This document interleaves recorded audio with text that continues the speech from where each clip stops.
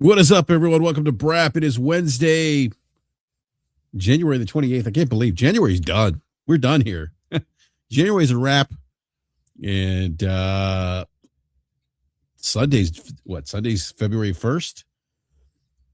Look, I can't wait. I'm telling you, I cannot wait. I cannot wait for the winter to be done with. I'm just done. Done with the winter. We got a big snowstorm here. It was actually pretty bad because we received snow and then it turned over to sleet. And then the temperatures were so cold that overnight, whatever fell on the ground, the sleet in combination with the snow, basically turned into the equivalent of concrete. Just a slab of frozen ice, snow concrete, snowcrete, if you will. And yeah, it sucks. I mean, you woke up in the morning and I have a pretty decent sized snowblower. Yeah, Hidden's like got a lot of frozen cars here in the DMV. Yeah, Hidden, much like myself, we're the DMV, and so you probably feel my pain. But I have a pretty decent. I have a Troy built 2420 snowblower.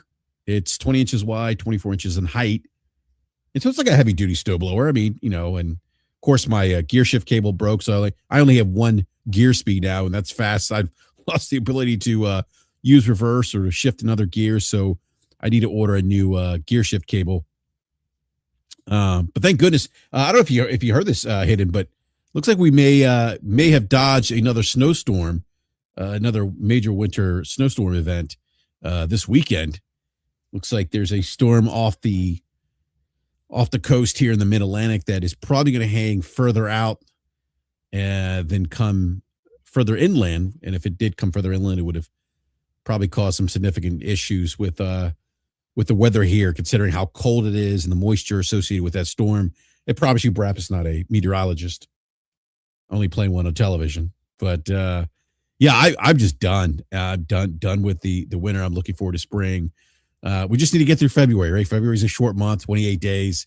Then we get to March, a little bit of March Madness, and then we're on our way to warmer temps. So that's what I'm looking forward to.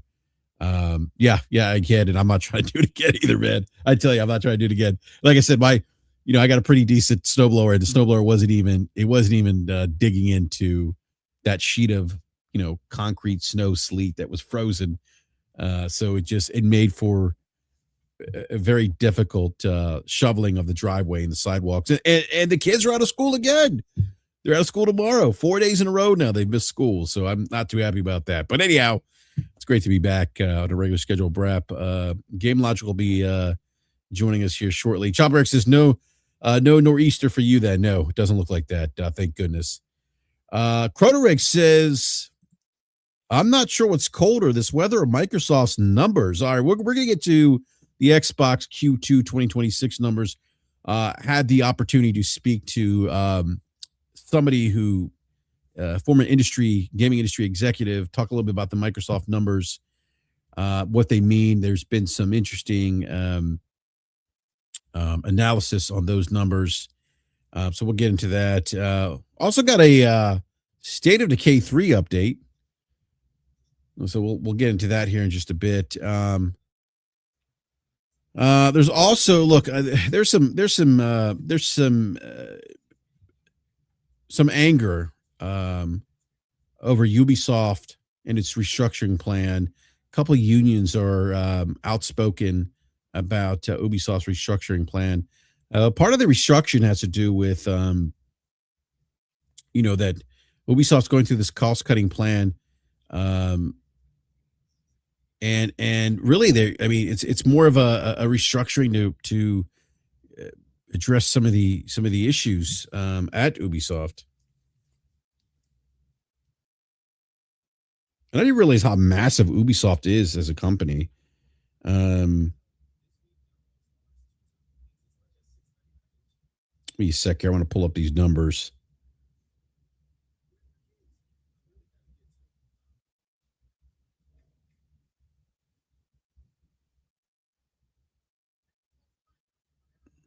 I need to find these numbers. I had these numbers.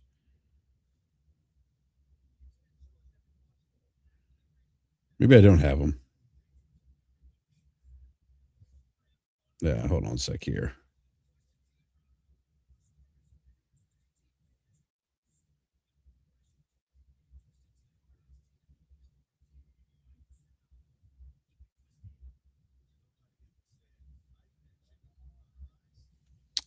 Where are the numbers? 14.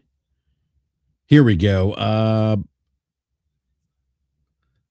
right, 17,000 workers. So in comparison, right?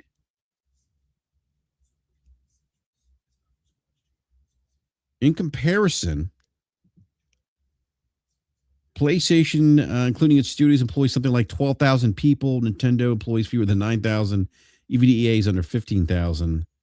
And actually, this is something cool that Colin Moriarty shared. Colin from Sacred Symbols. He said, one way or another, with or without internal resistance, the market is going to correct Ubisoft. And then, as a result, some of these unions are calling for international strike of Ubisoft. So this thing is still playing out. It's going to be interesting.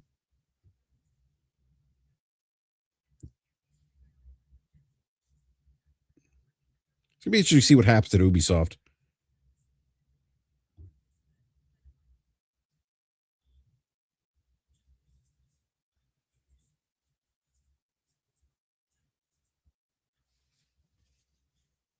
I thought there was a. Oh, you know what? I wasn't even sharing there.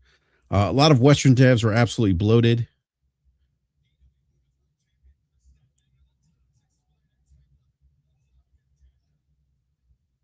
Yeah. So I mean, yeah, part of this is it's just a restructuring, this large scale restructuring of Ubisoft to really store its, some financial stability.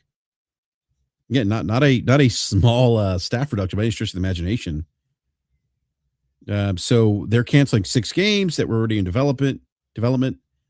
They're closing studios in Halifax, Canada, and Stockholm. And they're dividing the company into 5 creative houses focused on different genres and franchise strengths. Let me get Game Logic in here.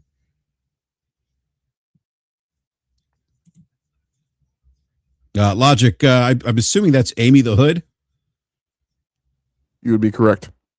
Yeah. I don't know why I'm doing that evil laugh. What's going on, Logic? Hey, my friend. How are you doing? Doing well. Discussing Ubisoft right now.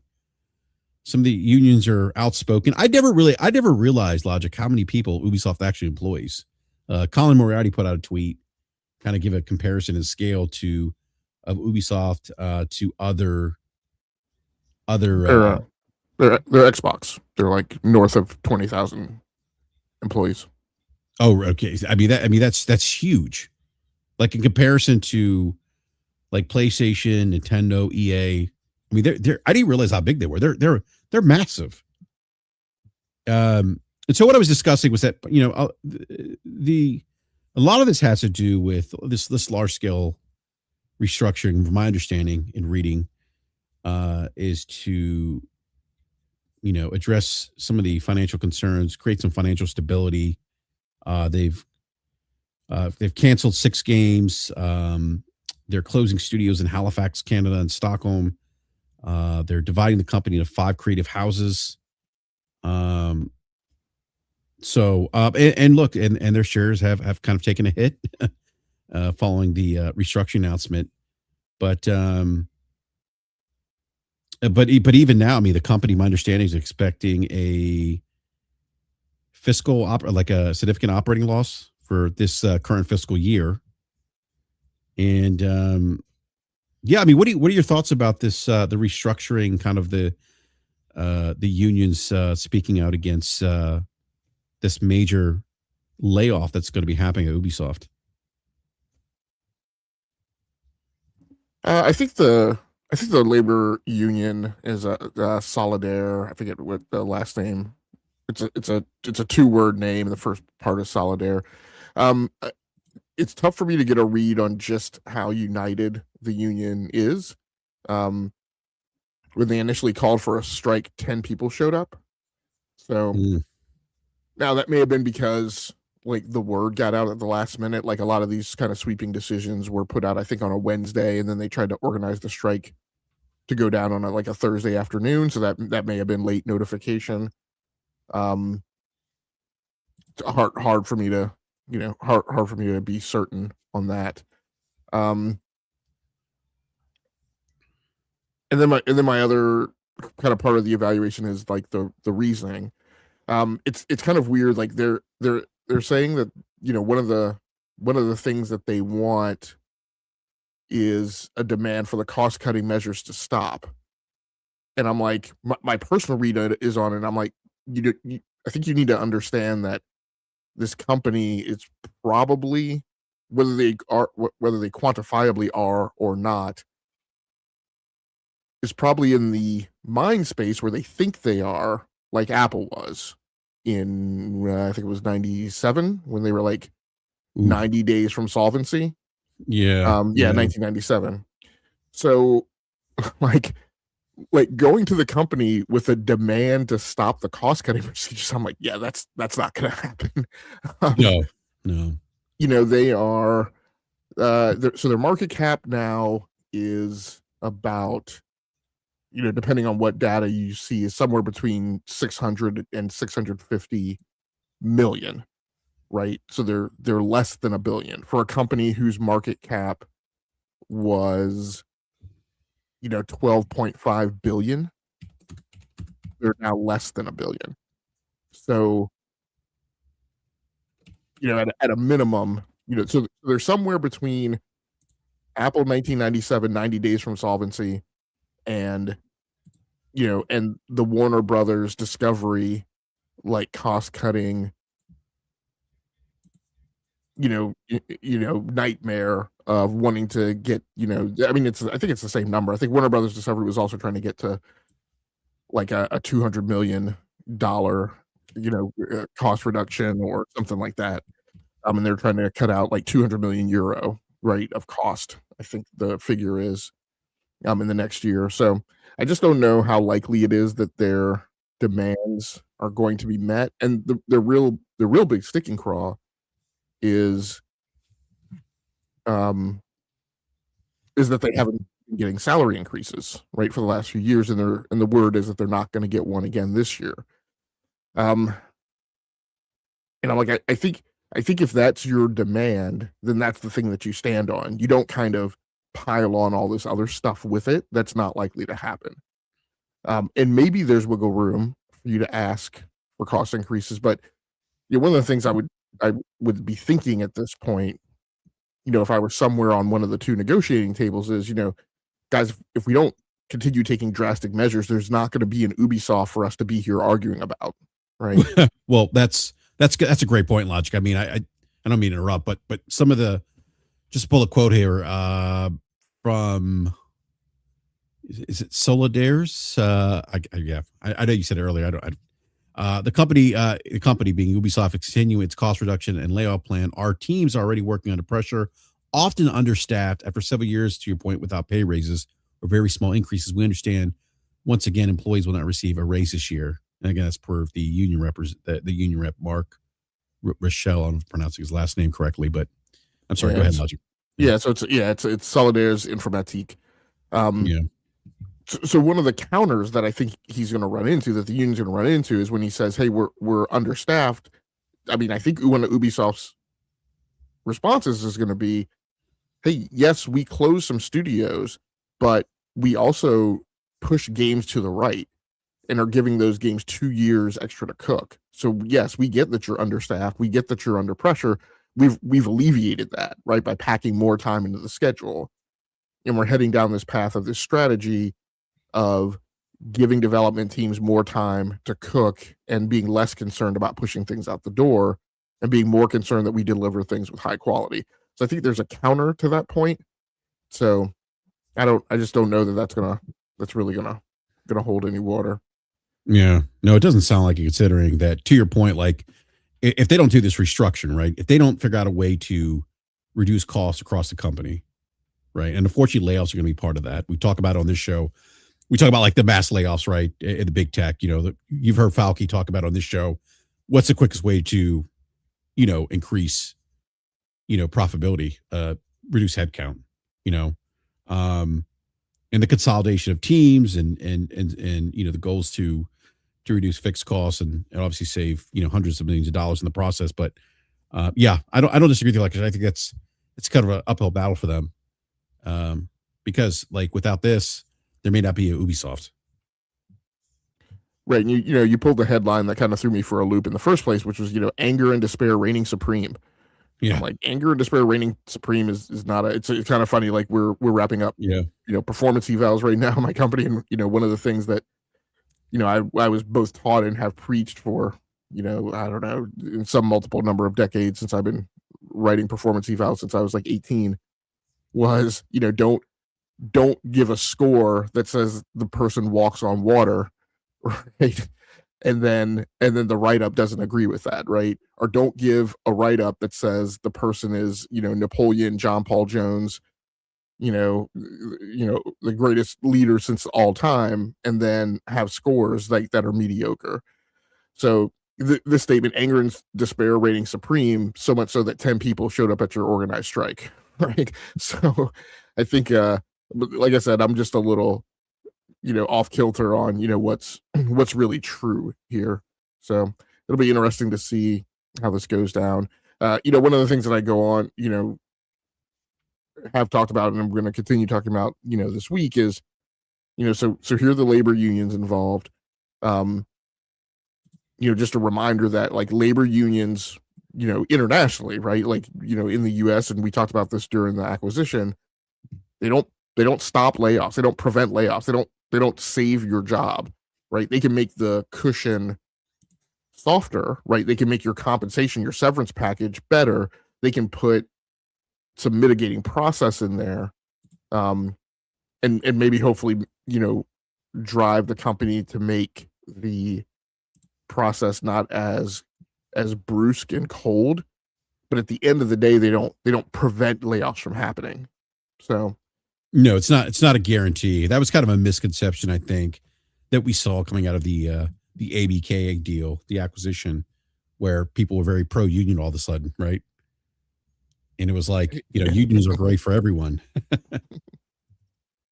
After never having had anything to ever say right about unions.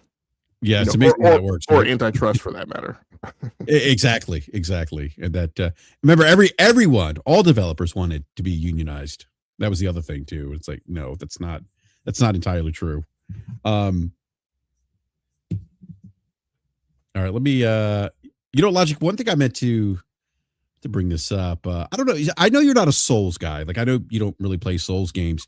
Have you ever played any of the Neo games? Oh no, I have not. So we got Neo 3 coming out next week, right? Yeah, the full game's releasing February the 6th, so that would be next week. But the demo's actually available now on PS5 and Steam, Neo 3. So I'm gonna doesn't do demos. Yeah, and Brap only does what did you call me this week? Oh, mainstream Brap. Mainstream Brap. I'm gonna own that title, by the way. Yeah. So for those who don't know, I think Logic refers to me as mainstream Brap because I normally play like AAA games right now. And I think I made a comment about Metacritic or something. I think because you're playing the new Trails game, and I think I said like, "What is it on Metacritic?" Yeah. And you're like, "It's not mainstream Brap." Yeah, it's I mean the PC version is an 87 on Metacritic. I think. Well, that's approaching mainstream Brap numbers. Yeah, but okay. But I think I think the number they're citing for the front page of Metacritic is 85. Okay. Here we go. So this always happens, right? We talk about a flailing publisher or developer, and we get calling it now Microsoft is buying Ubisoft.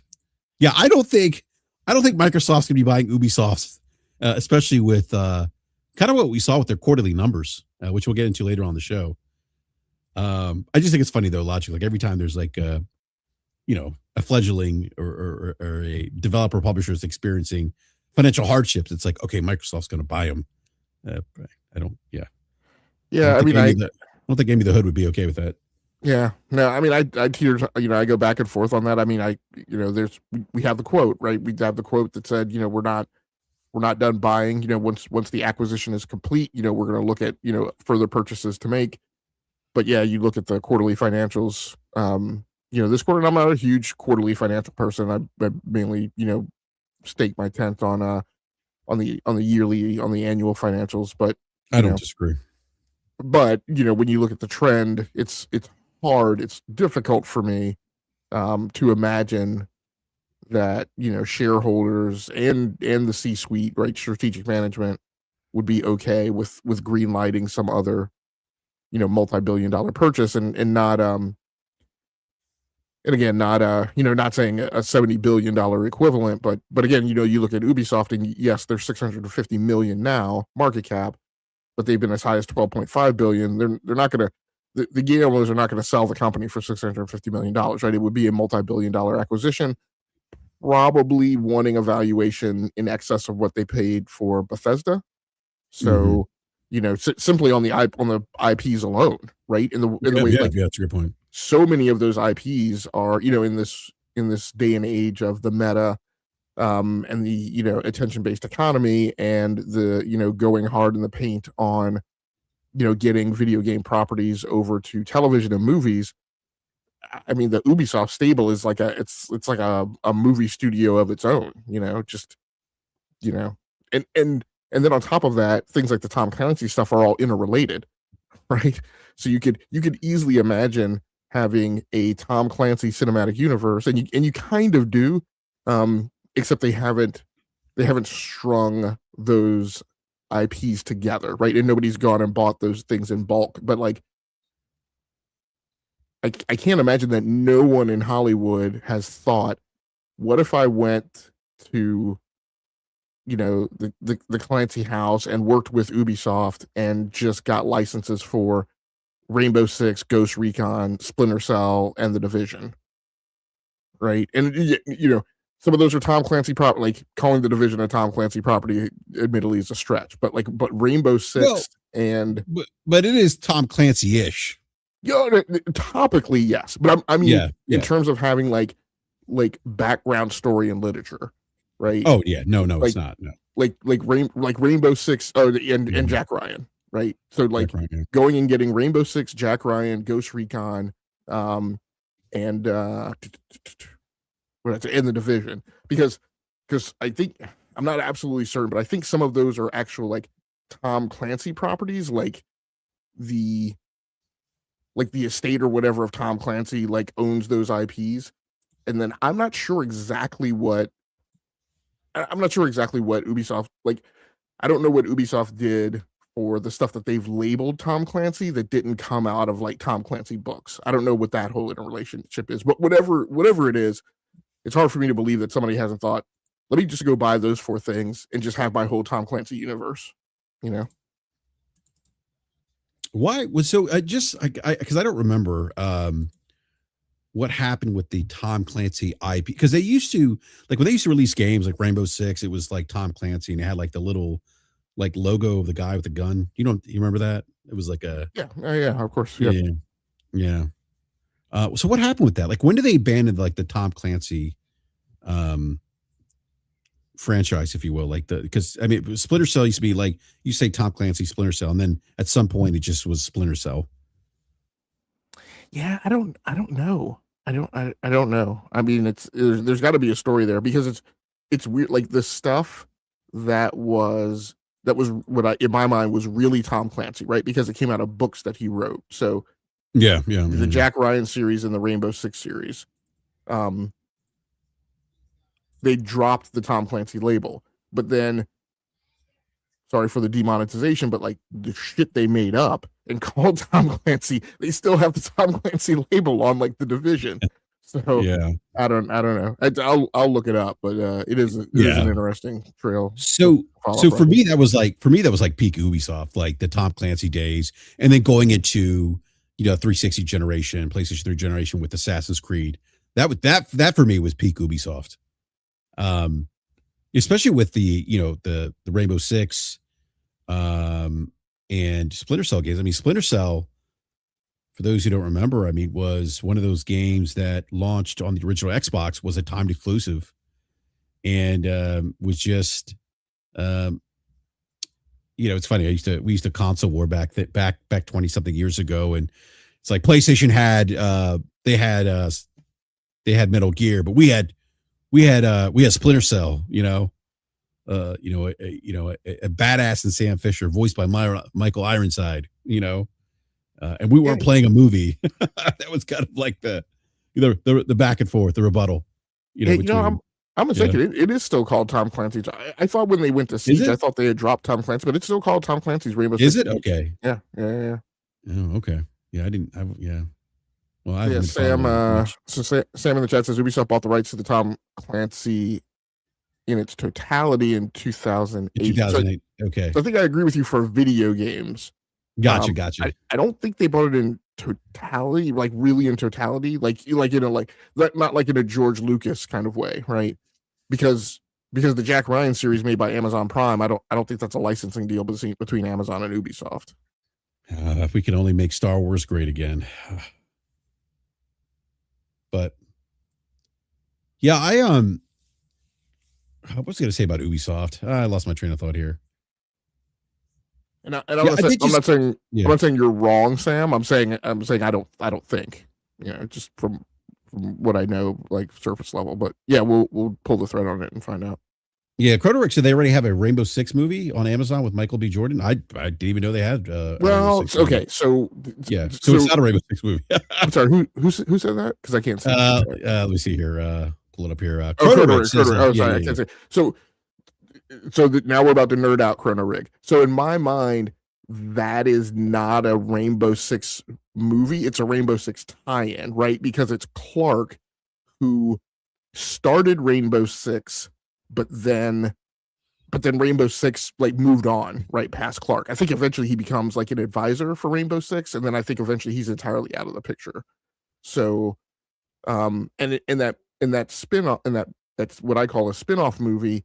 I don't think I think that is supposed to take place before he ever joins Rainbow Six, theoretically, but it's all jacked up in its chronology because it's not tied in to like the Jack Ryan Amazon Prime thing, which is right because Jack Ryan has its own character that is supposed to kind of be like Clark but isn't called Clark. So and the Jack Ryan thing is a reboot too that takes massive literary license right from the books. So I don't entirely disagree with you like topically, but I think like if I were going to be a continuity nerd, I would say that I feel like that's not a Rainbow Six property. But I get what you're saying.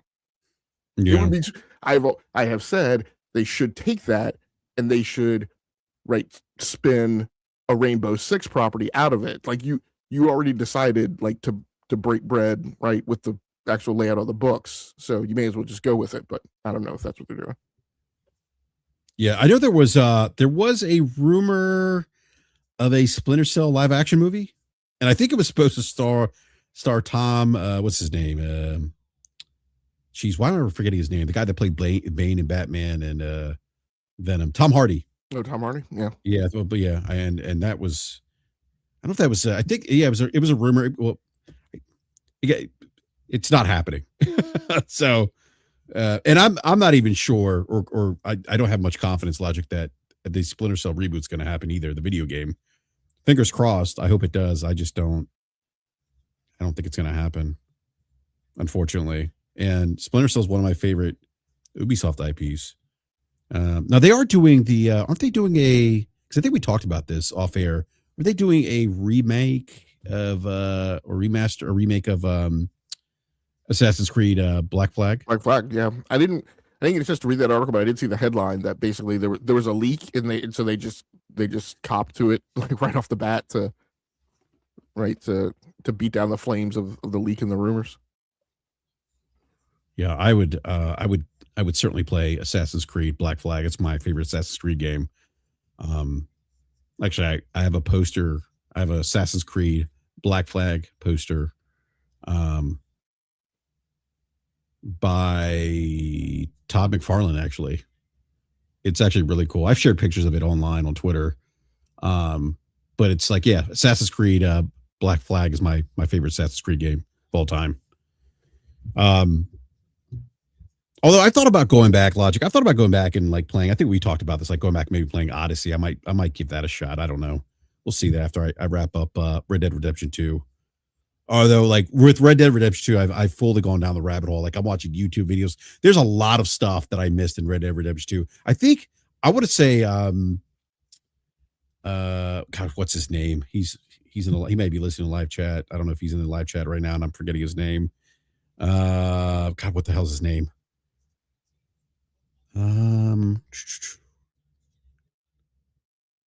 Anyhow, I forgot his name. I've run Souls games with him in co-op. If he's listening, he'll chime in. But he put in, I want to say he put like over 1,000 hours or something into Red Dead Redemption 2. But anyhow, let me grab this. Yeah, come on, T-Rock. Yeah, T-Rock. Thank you. I don't know why I forgot T-Rock's name. Yeah.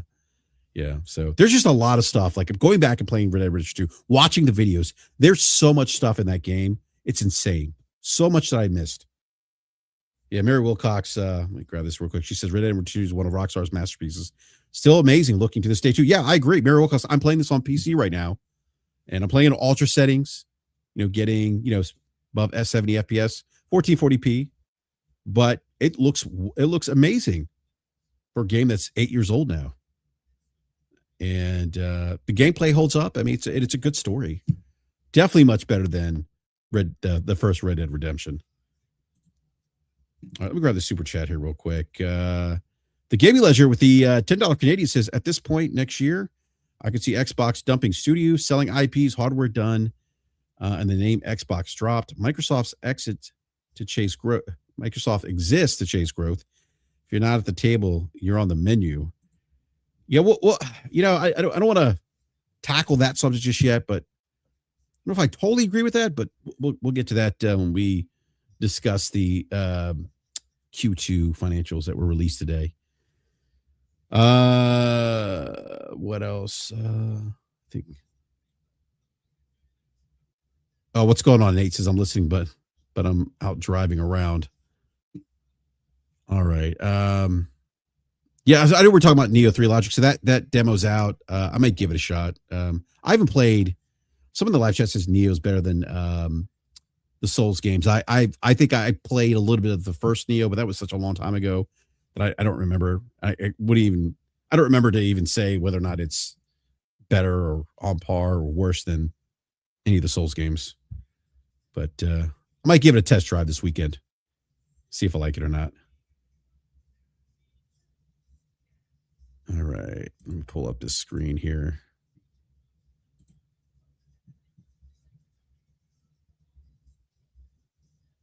No, where is this? Here we go.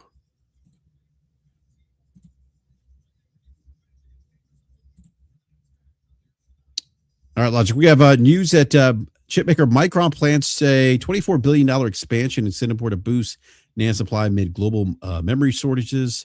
AI-driven demand is straining memory markets as chipmakers prioritize high bandwidth memory.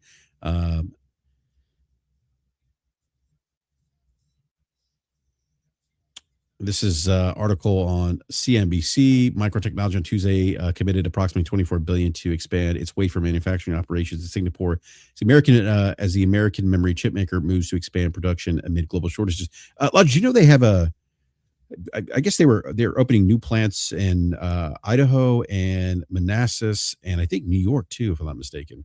I wasn't aware of that, and I think that's fairly new, if I'm not mistaken. So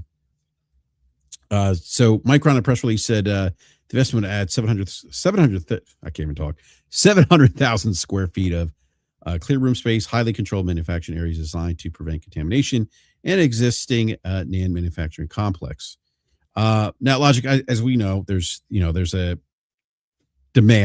high demand for memory as a result of the AI boom, and that has led to an increase in prices for memory, especially if you're looking to build a PC. But what are your thoughts about this, Logic? I mean, I guess my initial thought is I don't see this. I don't see any meaningful reduction, I think, in PC RAM in the short term. I don't know what that means long term, but what are your thoughts of this announcement? I mean, my first thought is, and I won't make too big a deal out of it, but I told people to calm the F down, right? And I told them to stop with the hyperbole, right? And so here we go, right? we have, and I wasn't the only person who said it. Moore's Law is dead. Tom on Moore's Law is dead said, new fab capacity had already broken ground. It was supposed to be online by 2028. I think the huge thing in this article that I've been trying to tell people is also get the story straight, right? Micron has not said that they are entirely pulling out of consumer. They've said they're not doing crucial. But in this article, in this announcement, they again confirmed what I've said, which is that they will continue to supply RAM to other commercial vendors, right? To other DIY vendors.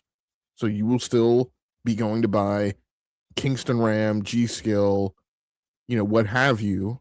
And when you flip the little label over and go digging for like serial numbers and ID numbers, you're going to find out that RAM comes from Micron. Mm-hmm. So, and look, all of this is not me saying it's not going to get worse, right? I've briefed this a few times that the RAM market is a super cycle. It goes to periods of where it's very hot. It's not like CPU pricing, right? Where you see CPU pricing constantly floating, like throughout the year. Yeah. Where you see chips come out at MSRP, you see them get a big price cut 3 months later. 2 months later, you see them raise the price. 5 months later, you see them depress the price, all based on what people are buying, right? They're constantly floating that price. RAM goes through super cycles, and it goes through times when it's like very hot, and then it goes through times that are ridiculously low. We have been in a pricing bathtub since starting about 2018, really bottoming out in 2022. And you've been able to buy 32 gigabyte RAM kits for $82. You need to understand that's not normal, right? You need to understand when you look back over 30 years of the RAM industry, that is not the norm. So acting like the prices now are out of whack.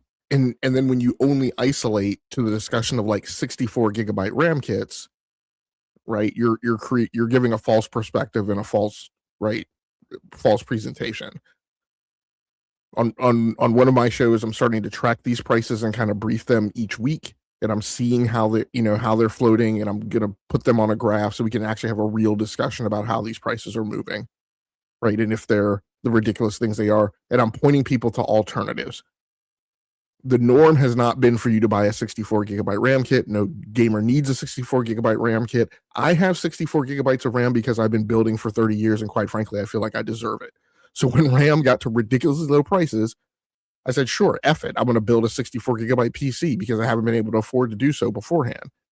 But you need to understand, again, I did that because I hadn't been able to afford to do so beforehand because the market didn't allow it. So just because the market did for a brief period of time doesn't mean that that's what the market is always going to be. So, this capacity is supposed to be online in 2028-ish. As you said, they're building out other fabs. They've already turned on, I think they've already turned on part of this expansion to start creating more RAM. So, my prediction is things are gonna get a bit more constrained for brief moments of time. And then they're going to cool off. I don't think we're going to be in this situation for 2 years straight. And I think things are only going to get like super constricted tight for very brief moments of time. And I think when those times happen, I think you will have options. Like, again, if you've only been, if you've built one PC or you only built for 5 years, then again, you don't understand the history and you don't understand the market. Sometimes you have to make choices. Sometimes you have to slum it and buy a 16 gigabyte RAM kit. Right, and just wait for prices to cool back off, right, to expand. PS5 Pro, like I did. Yeah, Chrono Rig says, isn't Micron already opening a huge factory in New York? Yeah, they the groundbreaking of that New York plant. It's $100 billion mega fab plant in New York, upstate New York. I think outside of Syracuse. The groundbreaking for that's supposed to happen this month. They're also there's a $30 billion expansion in Boise, Idaho, aiming to produce 40% of their RAM in the U.S. By the 2040s. That site's supposed to open up. Production schedule to begin next year, 2027. And they also have a site. They're expanding actually a site they have in Virginia, which currently handles specialized RAM and NAND production. And the goal there is that these investments, this is according to, I'm sorry, pull up this article, actually Micron, that the investments are designed to bring high bandwidth memory and advance RAM manufacture to the U.S., significantly shifting production from overseas to domestic, supported by the Federal Chips and Science Act, which I think that was the previous administration that put that together. Is that, my memory serves me correct? Logic? Yeah, correct. Yeah. Okay. So. Yeah, so I don't see any like price decrease in the short term. Maybe the long term logic. Do you think we might see something like, maybe 2028, post 2029? Or is it too early to tell or speculate? I'm sorry, you were saying we'll see what then? Do you think we might see reduction in RAM prices 2028, 2029, or is that too far to even speculate? I don't. So I guess to me, I kind of don't think of it in those terms. Like what do you mean by like reduction in RAM prices? What I explained in the article that I wrote and what I've talked about on my solo cast is over the last 30 years, the thumb rule, right? Because I have all sorts of budgetary thumb rules, right, for how much I will pay for a part when I do a PC build. My thumb rule for RAM had been that, my baseline thumb rule is that I had expected to pay $10 per gigabyte, and that if the market condition was such that I was paying less than that, then that meant that the market was good, and I should buy more than I normally would on my baseline. And if the market was at that or higher, then the market wasn't great, and that might be a time when I take other tactics, right? I buy a 16 gigabyte kit or a 32 gigabyte kit, right, and expand later. Or I pursue other tactics. So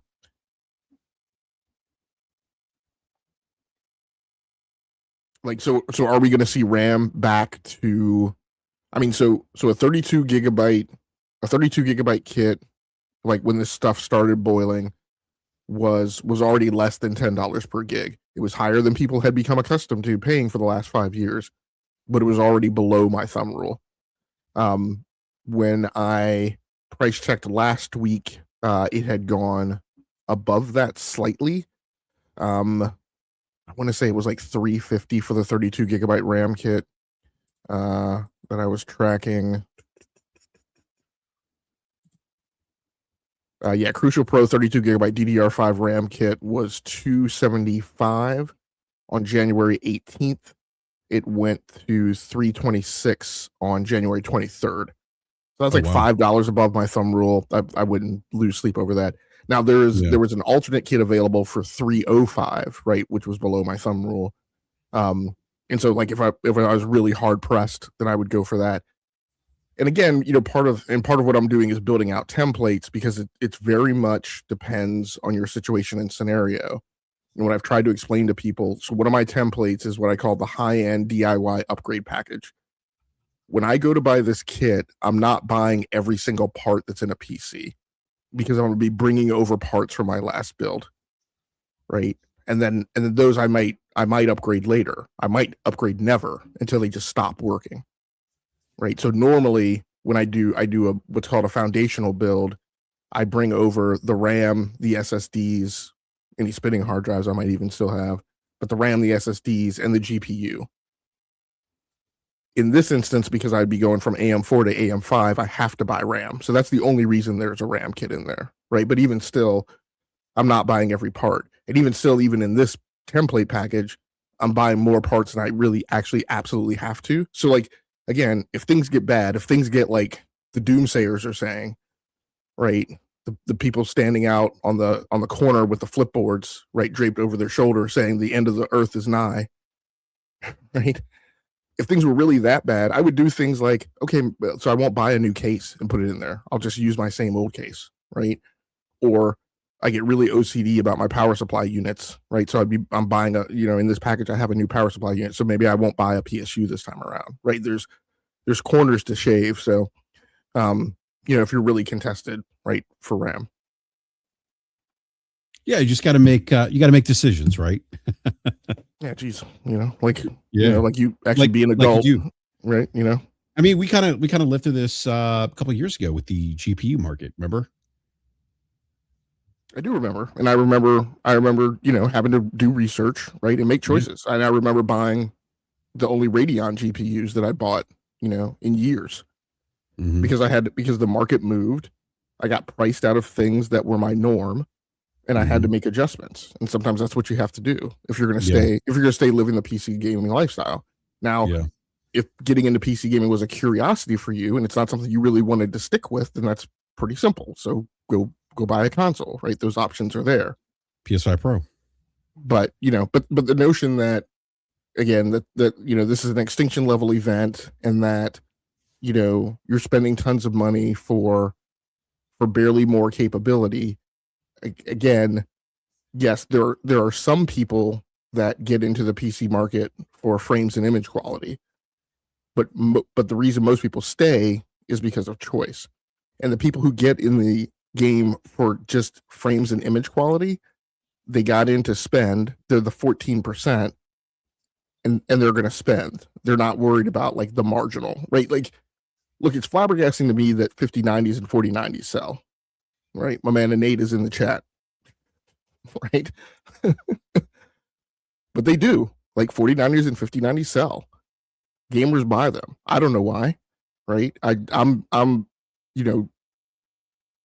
9 years ago, when I picked up building again, I came in right at my norm at XX70 level cards, and now I do XX80 level cards. XX90 level cards are crazy to me, but people buy them, right? Like, so you're not going to talk to Innate, right? Slow mo about, oh, you're spending so much money for just being marginally over. Like, for people who want to save a buck, and people who don't want the self sysadmin overhead, I get it, right? Buy a PS5 Pro, but I don't know, advertising this false reality that, like trying to put it on a scale based on some ceiling or cap on spend is not realistic for many of the buyers in that market. They blew past that ceiling and that cap because they weren't concerned about that ceiling and cap. That wasn't a limit or a constraint or a concern of theirs, and it's not going to be now. Mm-hmm. Yeah. It's not magically going to become a concern of theirs just because there's such a thing as a PS5 Pro. Yeah. Yeah. That's a great point. All right, Elijah, I do want to move on to State of Decay 3. We have some State of Decay 3, quick update on that game, which I feel like we haven't heard much. We haven't heard much in the way of State of Decay 3 in a while. But this is an article here on GameSpot. The head of Xbox Game Studios said the long in development State of Decay 3 is coming on really well in a recent interview, affirming Xbox continue backing of the zombie game first announced in 2020. So I feel like we're getting what, 6 years? We're getting to Beyond Good and Evil 2 level, right? Yeah, it's funny you mentioned Beyond Good and Evil 2. Someone, and I don't know how true this is, someone had posted something on Twitter. Again, I take this with a grain of salt. They had seen behind the scenes at some gaming show, and that it was running on like really high end hardware, and they were like, based on what the in game physics were doing and the graphics, like they're like, yeah, this is like not a game that's going to release this generation. It's probably more likely next generation. Who knows if that's true, but yeah, no, I mean, we're getting to your point, like we're getting to a point where we're like 6, maybe probably 7 years in development now. We're probably at that point now where this game should be coming out soon, I would imagine. But again, Craig Duncan, who was previously studio head at Rare, now he runs Xbox Game Studios. I think that was Matt Booty's job before. He's a nepo baby, a little nepo baby. So yeah, Matt Booty got his friend promoted. Funny how that works. Phil Spencer begets a Matt Booty, and a Matt Booty then begets a Craig Duncan. So to close out this interview, yeah, go ahead. And I'm sure, just like all the guys in the Good Old Boys Club, they will continue to be able to, be mid-pack performers and fail upward. I got to be honest with you. I got to be. I actually posed that question to somebody today about like that. I was surprised that some of these folks still have jobs. Well, I'll get to that later on the show, but yeah, it's kind of a head scratcher. But anyhow, yeah. So to close out the interview with Games Radar Plus, Duncan was asked if we'll see more State of Decay 3 this year. And he said the following in the response. He says, I think the PR in this room will murder me if I give you the answer to that. So here's what I'll say. I've done a number of visits to that studio in the last 6 to 8 months. I've sat and played the game with the team a bunch of times. It's coming on really well. We're very excited about the franchises and its potential. So I will certainly see a lot more of it in the coming year. So again, this was announced 2022, or I'm sorry, not 2022, 2020 ahead of the Xbox Series X and S launch. So here we are, 6 years later. We haven't seen, the article says we haven't seen much more of the game outside of another trailer in 2024. This has left some worried that the project won't see the light of day. So yeah, I'm surprised that it's 6 years. I'm thinking that it's 6 years in development cycle. I would imagine probably sometime next year it would come out. I think. I think if that game doesn't come out this year, it gets canceled and the studio gets closed. Yeah, but the potential release window this year for like Microsoft published games, I feel is pretty like, where do you squeeze that game in? Right? Because you have, what do you have? You have Fable coming out this year. You have Forza Horizon 6. You have, I think Gears of War E-Day, I think that's coming out this year. Did I mention the Halo? I think what Amy Hood says to that is, you guys effing figure it out. Oh man. Right. I don't care. That's your job. But what we're not going to do is we're not going to continue dumping money into Undead Labs, right, for a game that has yet to see the light of day. And, the owners are on yachts in the Caribbean and nobody knows what the hell it is that they're supposed to be doing. So you bring up an interesting point, and then you have Amy the Hood right there in your profile pic. But I think you said if it doesn't come out this year, you could see the game and studio being shut down, right? Right. I don't know if that's like, I don't think that's entirely out of the realm of possibility because we've seen Microsoft do that. I mean, hell, we've seen Microsoft Xbox label a game as being successful and then shut that studio down. Bro, like Craig Duncan saying, he's visited the studio and the game's gonna, like, literally Phil Spencer went on Xbox Era, and to their face said one of the game he was most looking forward to was Everwild. Right? And then he killed that project. I want to say like within 6 months of that interview. And shut down Perfect Dark in that studio. Yeah. So I don't put any credence on what Xbox says. I put credence on what they do and how they behave. And I'm trying to track the pattern of behavior. So one thing I'll say before we get to the earnings, I will say, actually, the earnings actually caught me off guard today because I just wasn't looking at the date. I said weeks ago. Yeah. Earnings are predicted to come out between January 28th and February 4th. So it caught me off guard that they came out today, the first day that I had predicted.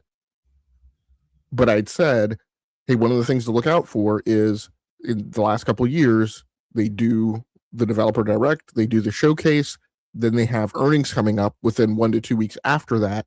So then there's a big layoff, right? And so some of the developers for the games that you were looking at, may be impacted. And then somebody in the chat here, and then one of my co-hosts on E2KG mentioned, hey, actually what's been going on, yes, that has been happening, but as far as the people impacted, the pattern of behavior looks like it's being established that what they show at the developer direct is what they are confident that they are going to ship that year. Because what they've shown at the developer direct, they have shipped. So what you actually need to look at is the games that they don't show at developer direct. And it was like very obviously patently obvious that they didn't show State of Decay 3, despite the long time that it's been in the development pipeline. So I know a therefore, lot of people. I don't Yeah, think go it's ahead. coming out this year, right? And you and I have talked about like the list of studios that I have concern for. You know, Undead Labs, Ninja Theory, Compulsion, and once they get Clockwork Revolution out, In Exile. Like those are the studios that I worry, you know, aren't going to make weight, right? The next time that, you know, Amy Hood puts, you know, stacks chips on the scale.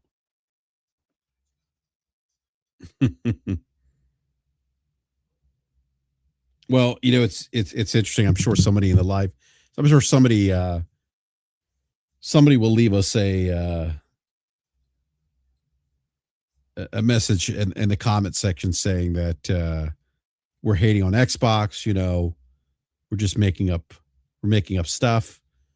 And I will say to those people that no, this conversation and the things that we're saying are based on previous behavior exhibited by leadership at Xbox when they, like, to your point, Logic, when they went on a Xbox fan show like Xbox Era and said, hey, the game I'm looking forward to is Everwild, so they shut that game down. Well, and also remember like the stuff that we heard after that they had literally been out again the week before those layoffs, the Friday before those layoffs, did a project management review, right, and play tested this thing all week. And again, nothing mentioned at the PMR. Nothing mentioned. You right? Still, like that was when the comment came out. You know, we had to. I think Sarah Bond said it or somebody said it, but they were like, I had to like pry the controller out of Phil's hand. You know, so my point is, like you said, right? This isn't me, right? I don't know, whatever you want to call it, like you know, talking bad about Xbox for the sake of talking bad about Xbox. This is things that have objectively happened and been reported. The pattern of behavior that has been set. We see what's going on at Microsoft, being one of the 6 members of the $1 trillion club with a super focus on AI, and not the use of AI, but you know selling AI, building out AI capability. You look at their earnings, and you look at how much money they're spending, right, to build out data centers.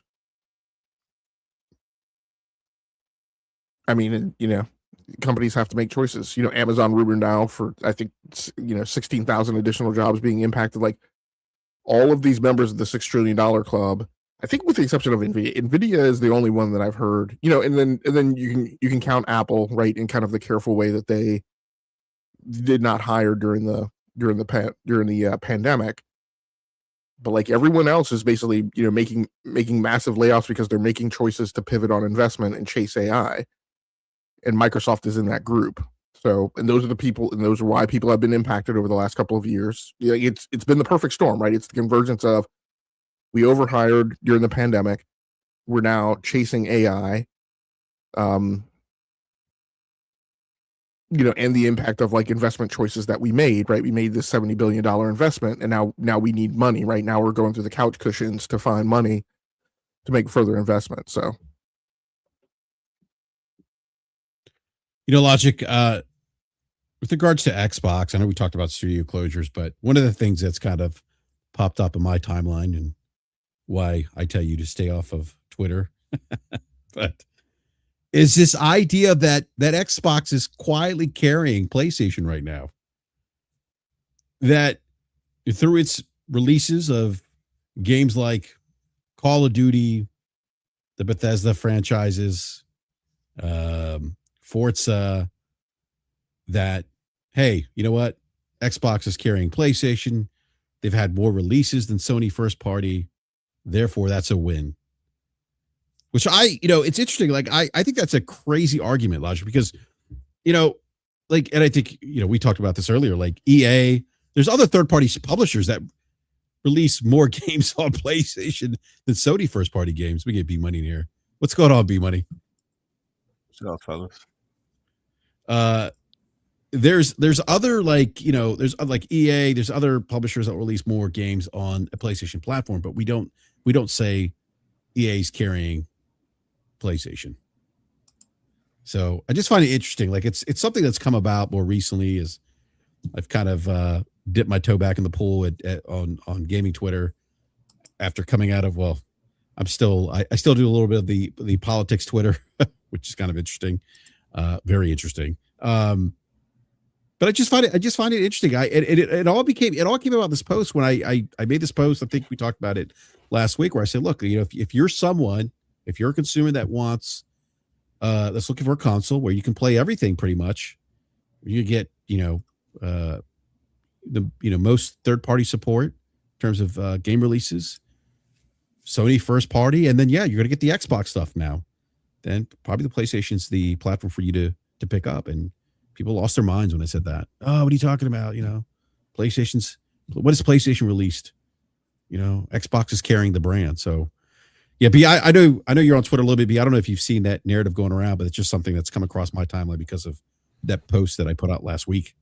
And I do think that. I think hey, if you're someone that really values that, wants kind of everything, that maybe PlayStation is PS5 is the console you should probably look at. I haven't really seen it too much just because I've been pretty much ignoring like gaming Twitter for the most part. No, I know. I see you talking more sports. Yeah. It's mostly sports. It's that perfect time of the year anyway, where like it's the playoffs, NBA All-Star break will be coming up pretty soon. You know what I mean? MLB is starting to ramp up, so it's it's all about sports. College football just ended, so I haven't really been paying too much attention to what's going on in the gaming sphere as far as Twitter goes. But I do agree it's an interesting narrative to try to spin as far as Xbox carrying PlayStation when you can literally say that about any other third party that's on a platform, because PlayStation relies heavily on third party support. So but we that's never been a conversation before, so I don't understand why it is now. Yeah, I think it's used as a way to have a gotcha moment, right? Yeah. As a way to say, well, Xbox is winning now. Winning what? Exactly. What is and that was a question I asked someone. So what are you winning? And two, and what does that what mean? benefits are you getting from them winning this so-called race that you're talking about? Yeah, like you're Whatever the case talking is. about volume. Okay, well that volume is a byproduct of them buying up a lot. Two major publishers and ZeniMax and ABK, right? And on top of the other studios that they purchased prior to that. Okay, so but what's the impact of those releases too? Like that's the other part of the equation. Like you say, winning. Okay, winning what? It's just find it to be a false equivalency. Like we're talking about, games. Two games that were already on that platform before Microsoft even purchased those big publishers. They existed there. They lived there already. Right. So it isn't like a net new or anything like that. Exactly. Yeah, it's just a weird conversation, and I guess people got upset when I said that, and I didn't say everyone, right? I said if you're someone that values those things, that's looking for a place where you can get very strong third party support, right? Like I don't know. Yeah, speaking of third party games, just go off the rails here a little bit, but did you see that Nintendo is actually going to censor certain scenes in the game Dispatch? Yeah, I did see that on the timeline today. Yeah. B, have you played Dispatch? I've started. I haven't got through it yet though. Oh, it is one of my favorite games of 2025. I loved it. But yeah, I think it's kind of interesting because doesn't Nintendo have those like weird, what are those games called in Japan? They're like I want to think some of these games they have in Japan are probably like M-rated. Oh, I gotta look this up. Hold on. They're kind of like anime type games. What are they called though? Let me just look this up here real quick.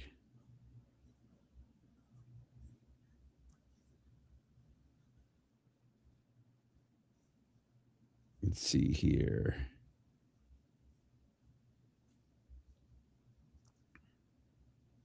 Yeah, it looks like they do. Nintendo does have some M-rated games.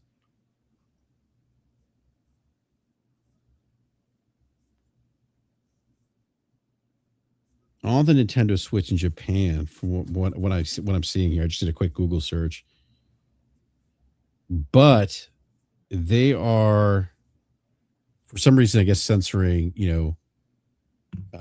certain parts of Dispatch, which some people are upset, saying, we shouldn't censor games, et cetera, et cetera. I don't necessarily totally disagree with that, but I also understand it's up to the platform owner too, what they want to do. I just thought it was interesting though, that they're doing that for the Nintendo Switch too. Yeah, I always think it's weird, like when we have censors in games, Mhm. because like I don't know if it would really matter, but like why don't they just ask you at the beginning of the game, like to put your birthday in or whatever the case is? Like I don't know, that's not like a sure way to guarantee that someone underage isn't accessing whatever they're censoring in the game, but at least that's like one hoop to jump through, if you're really like concerned about someone younger playing the game and viewing some stuff that they consider that should be censored. Mm-hmm. Yeah, just like I said, just it's kind of it's interesting. It's good to see. I just wonder if Nintendo. I don't think Nintendo will back down. Even if there's a lot of backlash over this, I think they're just going to do it. They're going to do it anyway. But yeah, and I don't even think, has Dispatch been announced for Xbox yet? I don't believe so. Look this up real quick.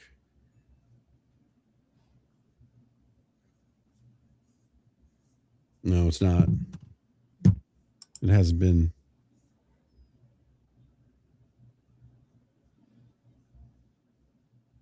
Yeah, I would imagine with this strong sales though, because my understanding is that it's done pretty well. I would imagine that there would probably be. I mean, with it coming to Nintendo Switch too, I would imagine there's probably a version that would eventually come to Xbox. Like, I'd be surprised if there wasn't. Yeah. Let me grab this super chat here. T-Rock 40 with the $5 super chat says, Brap, they're winning the best podcaster hair tough competition along with the best spin compilation and best supporting fraud panel member. I know who you're referring to about the hair thing.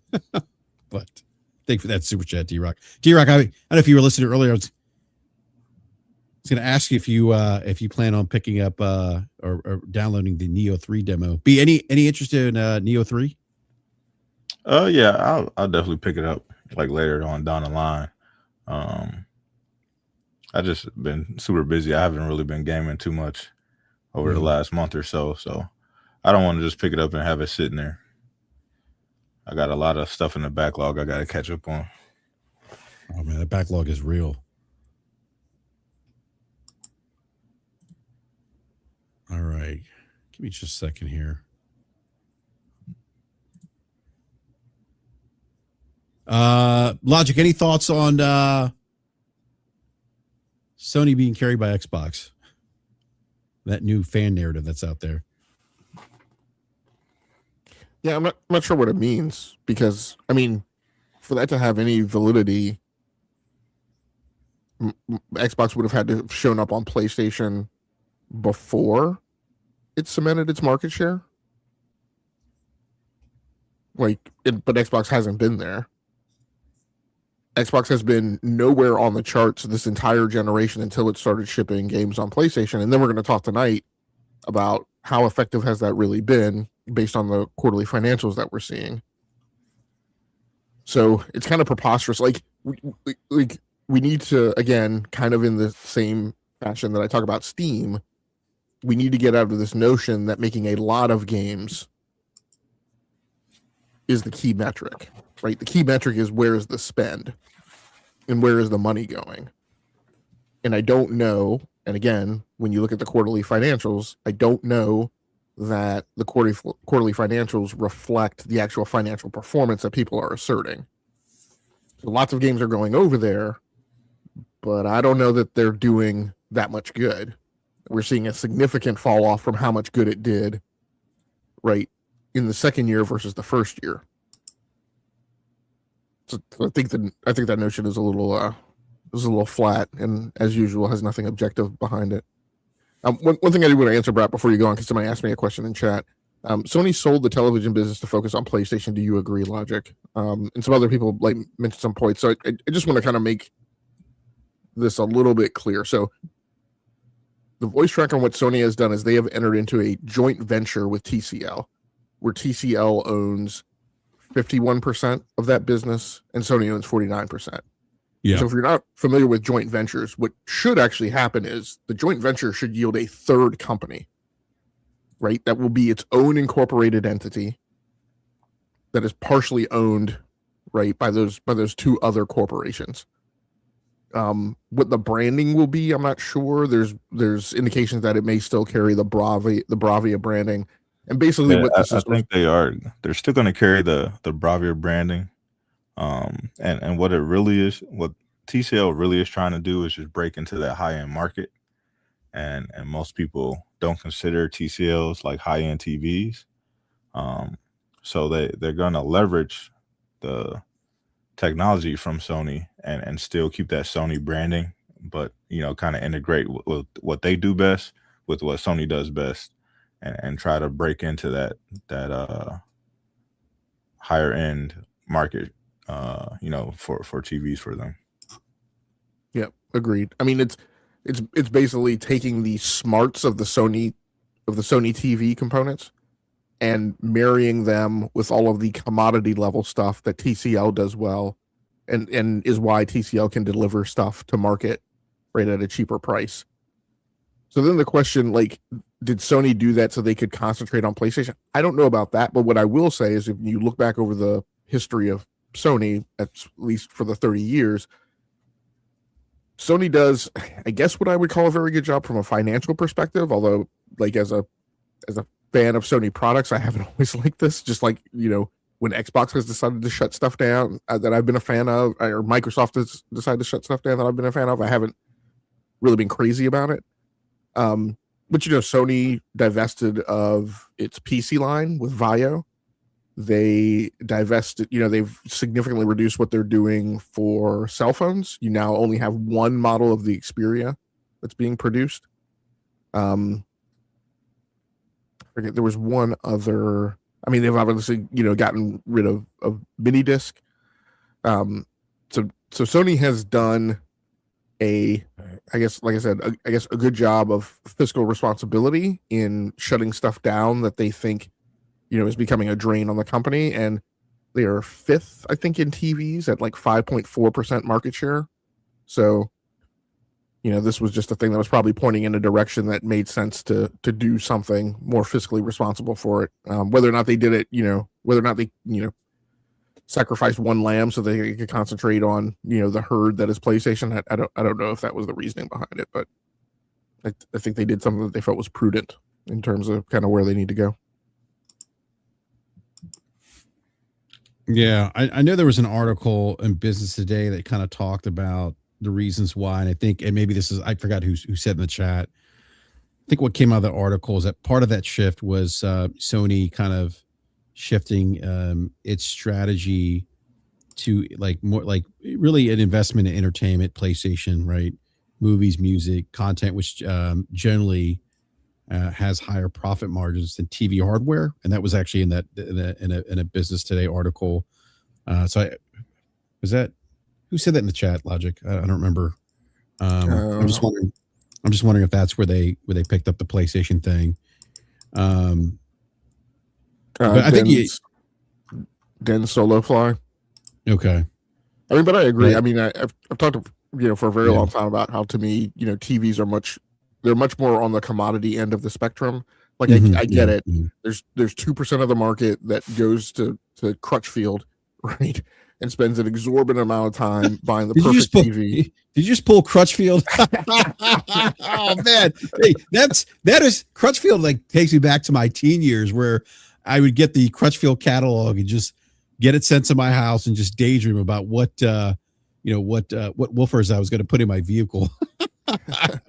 Yeah, Go ahead, there's like a really small percentage of the market that really pays like a super fine like amount of detail to like what they're doing with the TV, but like 90-something% of the market just goes to Amazon, right, or Best Buy, and finds the thing with the highest rating and orders that, or they order based on what their budget is. Or they see an 85-inch TV for $500. They're like sold. But that's part of the like you talked about, like the I think you said thin profit margins for televisions, right? It's a highly competitive market. You're going up against Samsung and LG and some of the other Chinese manufacturers that have entered the space. And there's a ton of competition there, and I haven't really been keeping up with Sony TVs. I know the Bravia OLEDs have been pretty good, I believe, for like, if I recall, for like if you're somebody who's watching a lot of cinema, a lot of movies. But the LGs,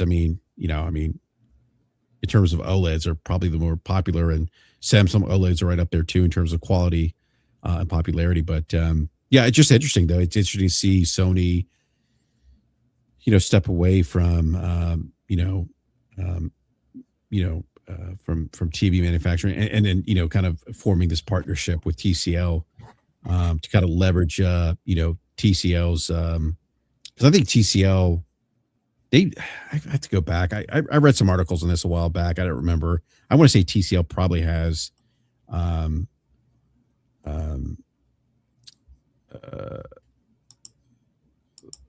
think like just a bigger scale in terms of manufacturing their supply chain. But I have to go back and pull that article. I read something about that. But anyhow, so. And then B, you were saying that like this is going to be for TCL. This is kind of an opportunity for them to kind of get into that high end, that high end TV space. Yeah, because they've been trying for a few years now. If you pay attention to CES every year, like they have great technology, and they have a lot of things that are comparable to some of their top brands, but they just haven't have the chance to break through. But because most people just think of them as like the budget brand. It's the brand that you see at Walmart. It's the brand that you see at Target.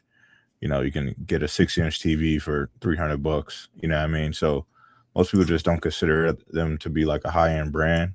And I think this is just a way for them to, kind of take that Sony name and kind of leverage it with the technology that they have to break into that higher end market.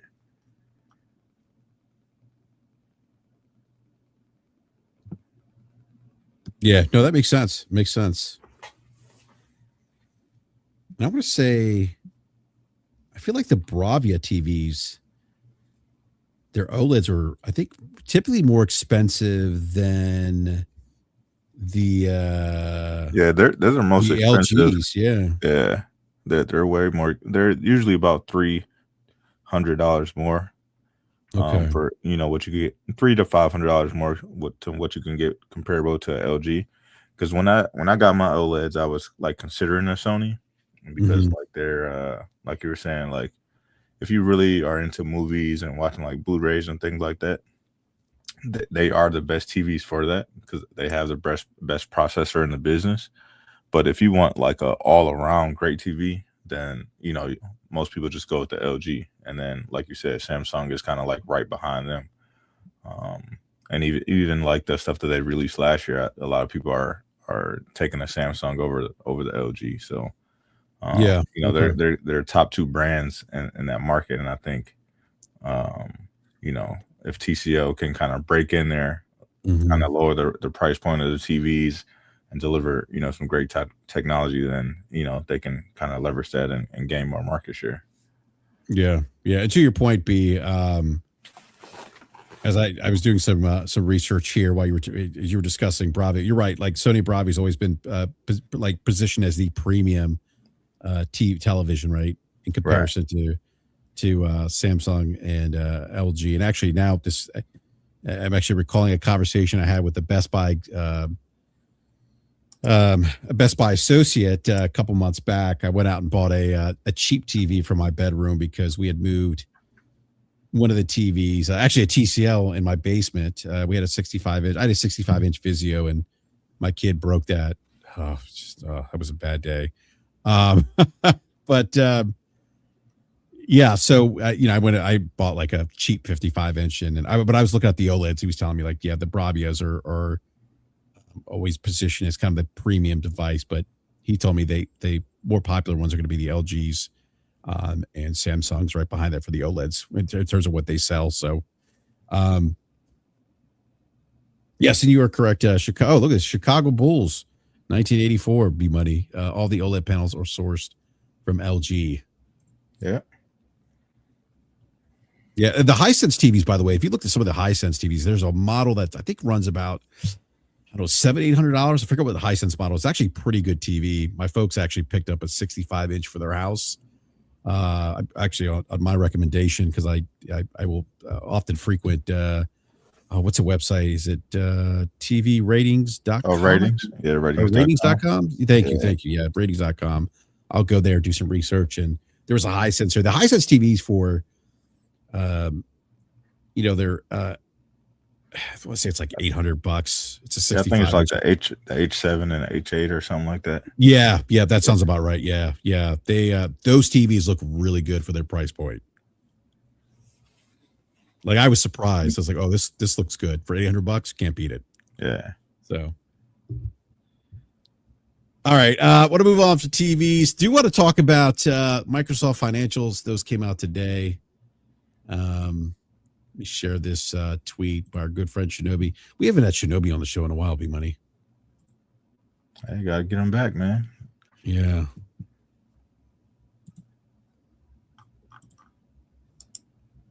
All right. This is just a quick snapshot of the Xbox Q2 fiscal year 26 results. Total gaming revenue was down 9% year on year. Content and services were down minus 5%. Hardware and revenue dropped minus 32%. Now, I just my quick take here. I'm not surprised by hardware revenue. We have been seeing that not just for we've been seeing that for like consistent fiscal years now, where hardware revenue has dropped. I mean that. That makes sense to me, the hardware piece, because they're not in the hardware sales anymore. I mean, they're telling you don't need an Xbox. They've raised the price of the Xbox. They're putting their games everywhere. So yeah, that doesn't surprise me. I think the thing that's surprising to me, and I was having a conversation with somebody who's worked in the gaming industry at a very high level. And I think the one thing they mentioned is content and services. And they said that means Game Pass is down, and that's not good. And that's interesting too, because Q2, right, is the quarter where we had Call of Duty, Black Ops 7 drop, and there was a couple other releases that came out, but that's a big one. And so, and in Q1 fiscal year 2026, content and services were down, or we're up 1%. So now it's down 5%. And again, this is the quarter where you have Call of Duty, arguably your biggest IP in your portfolio, release, and we're seeing a drop in content and services. That's my takeaway. That's interesting that with Call of Duty we're seeing that drop. And then, as I mentioned, the conversation I was having with this former executive somebody who's worked in the industry, talking about that probably means Game Pass is down, and that's not necessarily a good thing. And that 5% being concerning, because it's part of Xbox's new strategy now.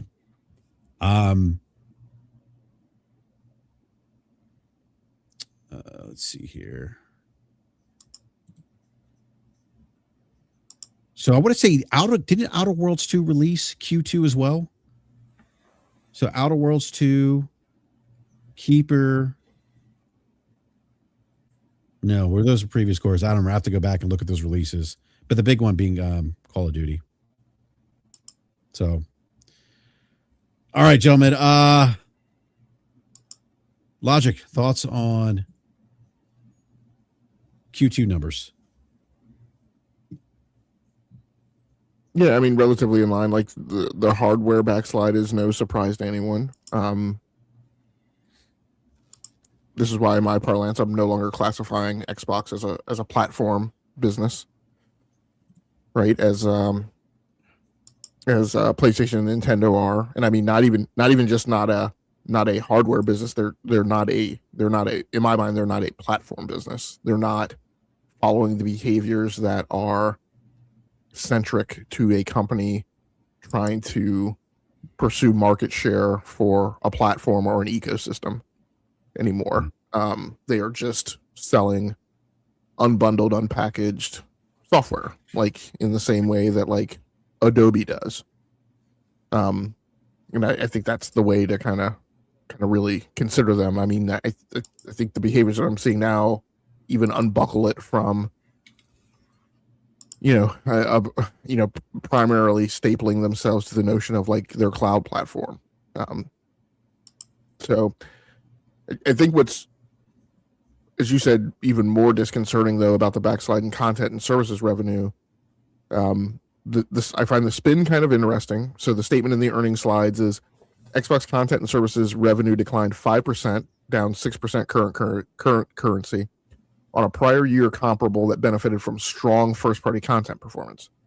So they're kind of trying to draw the line that like this is the kind of thing that you say in the quarter, right, a year after Breath of the Wild's launches, right? Like if you have a problem with financials, you say, okay, yes, but last year we launched Breath of the Wild, right? But I'm like,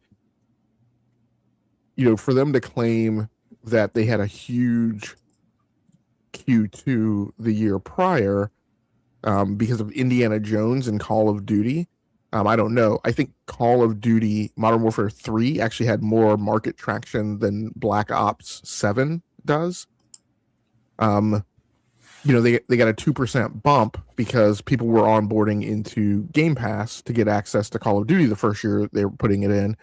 And I think the big thing is that, the division, that business unit is down overall 9% this quarter. They were down, last year over year, they were down 7%. Right. So, I mean, the pattern that's being established is that they got a huge bump the year that they closed the acquisition of ATVI, of Activision. And it started looking like their content and services business was heading in the right direction. But what it looks like now, because they've taken the hits from the acquisition, right? There was the $1.5 billion, $2 billion that they kept writing down, a few hundred million every quarter for the acquisition. I believe they're past that. So we're now 2 years past the acquisition, and content and services revenue growth rate is backsliding, which does not appear to be what's going on with PlayStation and Nintendo. And that's also, this quarter was a quarter that supposedly there was a huge bump and increase overall in spending on subscription services, which Xbox runs the largest subscription service in the business. So this to me paints like not a very rosy picture, and definitely causes me to ask questions. Like, again, I go back to, I mean, keep talking about MAU, keep talking about engagement hours all you want to. The question and the priority, right, is where the spend is. Now, again, we can't really run comparisons to PlayStation because we haven't seen the PlayStation numbers yet. I don't think we've seen Nintendo numbers yet either. I think we've gotten reporting of like Nintendo sales and the impact in Japan and their stock price in Japan, but I don't think we've actually seen Nintendo financials yet. So, I mean, if everybody backslides this quarter, then maybe this isn't that big a deal. But but encapsulated within the notion of what's going on within Xbox as a business and Microsoft as a business, this is not painting a very rosy picture. Yeah, I don't disagree, Logic. You know, one of the things we talked about this earlier, that we've seen this historically, right? We've seen this where Xbox has a developer direct, they release their financials, and then shortly after that, there's layoffs, right? One thing that this individual that I've talked to a couple of people in the industry have said to me is that, yeah, that this could, there could be, that anytime that Xbox is the reason for a miss within the group it sits in, like it like you could expect layoffs, right? And so I wonder, I'm not saying it's going to happen, but I just wonder, right? And also just wonder, based on what we've seen the last, I guess, year or two, I think that's kind of been a trend with Microsoft the last 2 years, if I'm not mistaken. Yeah, and I wanted to tie in right to this the conversation we were having earlier, which is PlayStation is carrying, right? Xbox is carrying PlayStation. Clearly, you're not, right? Because you started shipping games to PlayStation in 2024, and you were up 2%. Now, theoretically, if things go well in a business, that growth accelerates and gets better the next year, right? But clearly, that's not the impact that's happening. So for the shipping of Forza Horizon 5 onto PlayStation and the shipping of more games onto PlayStation than you shipped in 2024, that apparently is not having the positive net impact on content and services growth, because that all lands in content and services, right? Mm-hmm. So again, please explain to me how the fan base is running around waving its terrible towels for all the games that it's shipping to PlayStation, and how it's carrying PlayStation, and yet they're coming up with negative content and services revenue growth year over year, now in the second year of shipping games on PlayStation. And this is their core business strategy too. Now, Amy Hood did say that she expects Game Pass revenue to grow in Q3, not decrease. So that was kind of interesting. Again, but she did say she expects hardware to drop again. But they've been saying that for years now.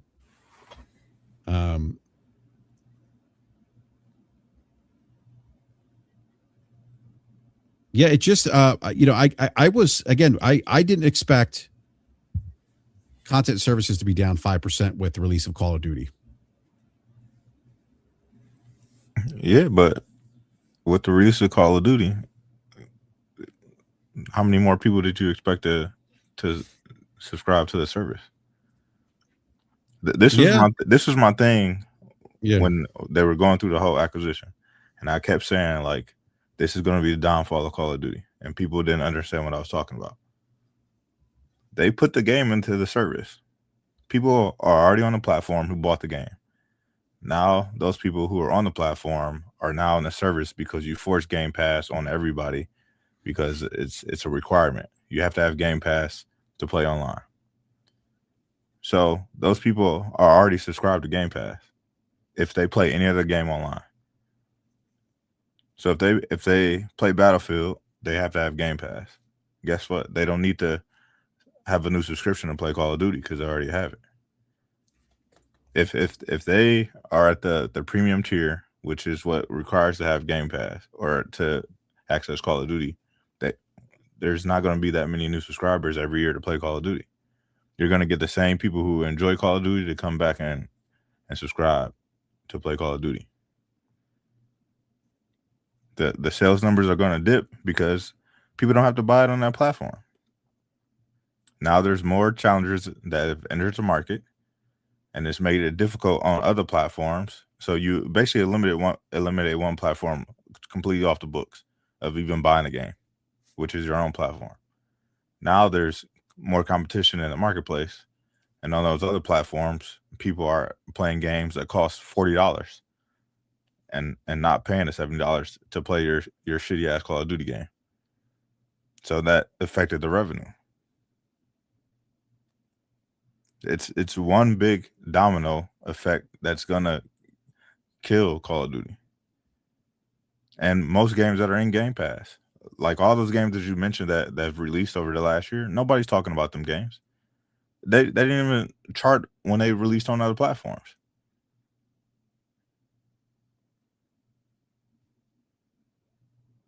Like this strategy that they have is not working and is going to blow up in their face. And I've been saying it from the beginning. You have said it in different ways, B. The famous "no one gives an F about Xbox." Hey, and was I lying? I mean, look at where we're at right now. Yeah. Yeah, I mean, it's, overall for Microsoft, like Microsoft's total fiscal year 26 Q2 results were strong overall. Gaming for this fiscal year for them was one of the few weak spots. And it just makes you think with the upfront investment of $80 billion and, the push to AI, like at some point, like I wonder, like if this trend continues and maybe it won't, is Microsoft gonna be like, you know what, like fuck this, we're done. Like we don't need this business to survive. They really don't. They're not like Nintendo and PlayStation or Sony. Like, I mean, think about how, we all know how valuable PlayStation business is to Sony. It's more than a third of their revenue. It's probably higher than that now. I haven't pulled the thread on that in quite some time. Nintendo, this is their life. The what they do. Really don't do anything else. But the craziest part about Nintendo is that they keep going to the same well of the same IPs that they've been doing since they started. Yeah. And making shit. And it works. It works every single time. Like clockwork. Yeah. Yeah, I was playing Mario like when I was 3 years old, bro. You know what I mean? Like, no, yeah. And it still works. Legend of Zelda. I played Legend of Zelda when I was like 10. Yeah. It just, yeah, it's. So here's a piece that's crazy, right? So last quarter, this quarter that's being reported in these financials, Xbox shipped Ninja Gaiden 4, The Outer Worlds 2, Microsoft Flight Simulator, and Call of Duty onto PlayStation 5. Forza Horizon 5 charted for the year. Microsoft Flight Simulator 2024 charted in December on the MPD numbers. And it was only published to PlayStation. I mean, that was the only new place that game was published. So it hadn't been charting before, and it suddenly popped onto the charts in December, which means it charted on the strength of it being sold on PlayStation. And despite that, Xbox shows up with negative content and services revenue. What does that tell you? The strategy is not working. That's what it says to me.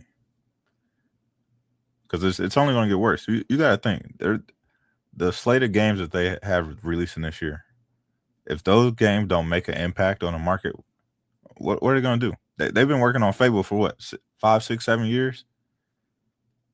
They've been dumping millions of dollars into that game. What if it comes out and it's just another fart in the wind? Then what? We still got to get to another Call of Duty if they release it this year. Forza is probably the biggest bet that they have. That's almost like a guaranteed win for them. Gears came to PlayStation. Nobody cared. They better hope that this new Gears, anybody gives a damn about it. Because I've been talking about Gears been on a decline since Coalition took it over. So if that game doesn't hit, They've been dumping millions of dollars into that. Yeah. That studio, if that game doesn't come out and make waves, what are they gonna do?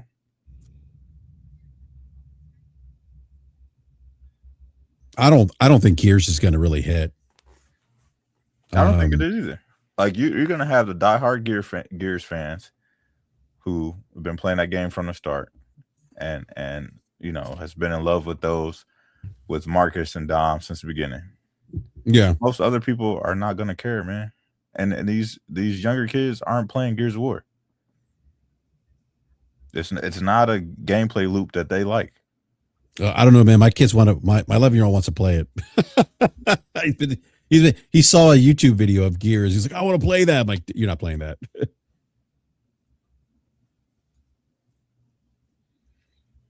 But I don't. I get what you're saying, B. Yeah. So it's gonna be. It could be a really rough year for them. Really rough. Yeah, because they got a lot of games on the slate, and mm-hmm. if they don't come out and some of these start knocking some of these out of the park, it's gonna be some heads turning over there for sure. I'm surprised there's not heads turning over there now. Like it is like I am just floored. That hard, like again, I understand hardware revenue being down, right? But the performance that we've seen, I mean, last year it was 1%, right? Q2 2025 was 1% for Xbox content services revenue. Now it's down 5%. And that's with your marquee IP in Call of Duty. Now I understand it was a down year for Call of Duty. Logic, I think you said there were some other games released in Q2. Yeah, Ninja Gaiden 4, Microsoft Flight Simulator 2024, and The Outer Worlds 2. In The Outer Worlds 2. I think they released more than that. Those are the games that they shipped to PlayStation that quarter, plus Call of Duty. Yeah. So if you look at like even with those games releasing on PlayStation, they're still down. So that's kind of a head scratcher for me. Now again, I think we'll see how this thing trends out rest of the year, but like I look at it, to your point, be like they released all these games. This is kind of goes back to my argument about this argument of volume. Well, what's the impact of that volume? And we're seeing it here in the financials. It doesn't look good, right? Those games. I mean, I was excited for Ninja Gaiden. I didn't hear a lot of people talking about it. I did see some people talking about Outer Worlds 2. That's because you were the only person excited for Ninja Gaiden, Brap. I tried to explain it to you last year. Oh man. Maybe I was because look, Ninja Gaiden. I mean, that's we talked about you talk about playing Mario when you were like 4 or 5 years old. I remember playing Ninja Gaiden when I was like 11 or 12. Yeah. I mean, Ninja Gaiden was one of the first games that introduced kind of that cinematic cutscene, during the 8-bit generation. And but B Money knows if Nintendo shows up with 2D Mario like Super Mario, he knows the market's not going to respond to that. He knows they need to show up with 3D Mario Odyssey Plus, right? Yeah, for sure. Yeah. And it's going to sell 25 to 40 million copies, and everybody's going to be scratching their head and trying to figure out why Nintendo is still able to do this after all these years. Yeah, it's almost like exclusives matter. Yeah. Well, I've always argued this point that I remember I was having this argument with I say argument, but a debate with OBM about consumer behavior as it relates to Game Pass, and my argument was like, if you're someone who spends $70 for a title, you're going to be probably a bit more invested in that title because you spent $70, right? Versus spending $15 a month or whatever it is on a subscription service. We're like, yeah, you know what? If I try a game out and I don't go back to it, whatever. I got these other games, and I only spend $15. I've always, and I don't know if that's what's playing out here. But I've always wondered that, like, if by spending $70 as a consumer, if you have more skin in the game, if you're more committed to that title, or playing those games because you spent more money in them or on them. I spent $60 on Trails Beyond the Horizon, and I'm at 35 hours. Yeah, because when you go to spend your own money, it's typically for something that you want. When you have a subscription, you're just browsing whatever is there, and if something piques your interest, you check it out. Like, no, that really wasn't for me. I'll move on to something else. But usually, if you go in your pocket to pull out some money, it's usually for something that you want. So you're going to give it your time. There's going to be some effort behind it to try to complete it. But you don't watch every movie on Netflix. Fuck no. I don't have time for that. Right. Yeah. I did watch the new Ben Affleck and Matt Damon. Oh, The movie. Rip? Yeah. That was good. Yeah. But you know what I mean? Like I said, you'll find something on there that piques your interest. And you read the description of a movie, and it's like, oh, I might like this. You start watching for 10 minutes, like, nah, I'm good. I'll go watch something else. You know what I mean? It's easier to walk away. It's easier to walk away. Yeah. You're not as invested. So one other thing that I want to know, and again, these are quarterly financials. So, but let's watch the other. But one other thing I want to know from the pundits and the propagandists is. These need to be on every platform to be successful. So please explain to me how those 4 games that I just called out, that effort was put in to get those games onto the most successful platform in the market, the platform that makes the most revenue, and that effort was put forth so that the publisher putting them over there could see negative 5% growth in content and services. So it explained to me how putting your games on every platform and play anywhere, please explain to me how that's the future. So is the future for everybody to be down negative 5% in content and services every year? Is that what we're pursuing? Is that the future? People asking dumb questions. You're starting to get dumb responses when you look at Xbox earnings. Well, I think Logic, this sort of, and it's funny we talk about it on this show, the data always debunks a lot of the fan fiction. And like you said, would you call them propagandists or? Yeah, pundits and propagandists. Pundits and propagandists. It always does. We always talk about it on this show. It's funny. Like they say one thing, games need to be everywhere. You sell more games that way. Do you really? Because you're right. Like you are releasing your tentpole IPs, some of your more popular IPs, right? You're releasing newer games that have that on PlayStation 5, which has a larger install base, and you see the results. So why is that happening? And that's what I'm saying. It begs the question: if this continues, and the overall business of Microsoft is healthy, then why are we? Then if the leadership of Microsoft, I'm just surprised they're not asking, well, why are we doing this? We've spent $80 billion, which could have been allocated towards investment in AI, which is what we're pursuing because we see a future in that. That would have given you enough money for 1 quarter's worth of spend, because they spent $67 billion on data center build out in AI this quarter. Yeah, it's true. Yeah, but again, I mean, right? You would have spent, but what's the better investment, right? Yeah, I don't disagree with you. It's just funny. It's funny. Yeah. Yeah, all the promissory notes that are being flown around while other companies are spending real money, waiting for the IOU to pay off. Yeah, AI bubble. Yeah. So a really good question. Yeah. That Hidden Serio asks is, he says it as a statement, but I'll ask this: if those games were PS5 exclusives, Microsoft would have had them out faster and better quality. So here's my thing, right? I go back to, people hate me bringing it up, but I'll go back to Windows Phone again, right? The pattern of behavior, right, in the sequence of transgressions against the Windows Phone customer base was we started seeing features for Windows Phone apps going to Apple and Google first, right? And we started saying, hey, what's going on? And the answer we got back was, well, we're getting them. We need to encourage people to use those apps So we're putting them there over on those platforms first, and that's kind of the beta, if you will, right? Work out the kinks, and then we'll get them over to Windows Phone after. And that happened for a little while. But then crap started happening, like those features would go to Android and iPhone, and they would never get to the Windows Phone app. And that's when we should have recognized that we were being lied to, right?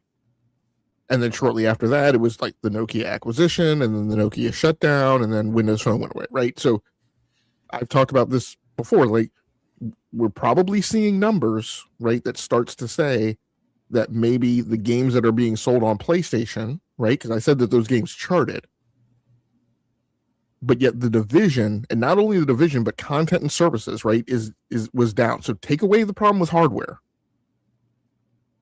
It looks like you're making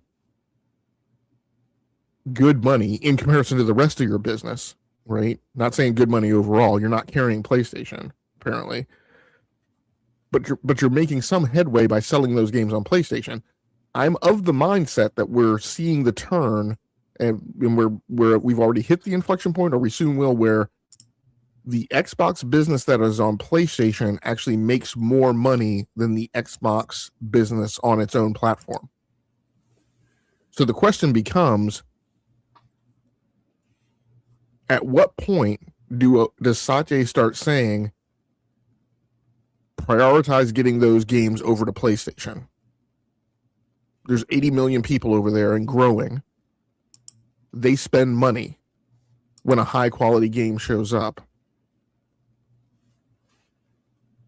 Our hardware business is backsliding. Why are we not prioritizing getting those games over on PlayStation?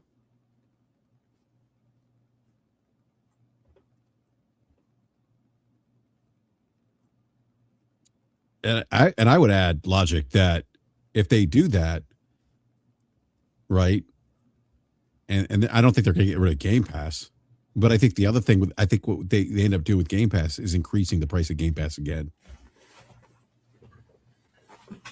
That may be true. That may be true. Because look, if you're capped out, right? If you're capped out in Game Pass growth, and now it's a quote unquote mature market, then the only way you're going to grow that business is by charging your existing consumer base more money. Yeah, but I think that would start to erode Game Pass. The closer you get to a full price game per month, be money. You could charge these guys anything. Yeah, maybe the hardcore. Yeah, that's what I'm saying. The hardcore, absolutely. Yeah, maybe the diehards you can. Yeah, 100%. But you're gonna peel off more people like an onion. The higher and higher that the price of Game Pass goes.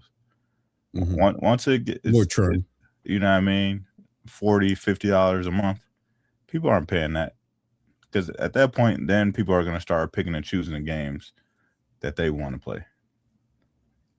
Because now you're questioning what am I actually getting out of this for $40 a month?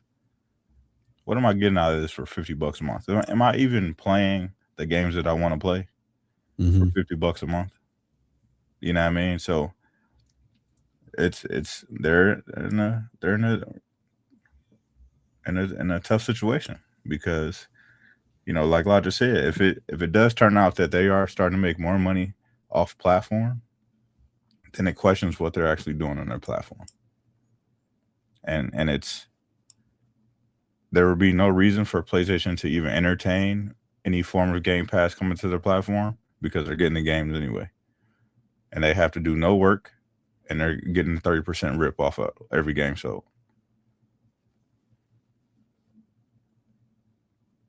Yeah, I feel what they really need to do with Game Pass, and I mentioned this a couple times, I really think they need to figure out, and I don't know what they're doing. I don't know if they're trying to drive, like, I don't know if they're speaking out of both sides of their mouths, right, and saying exclusive games are bad, but if we keep the service exclusive to us, that's good.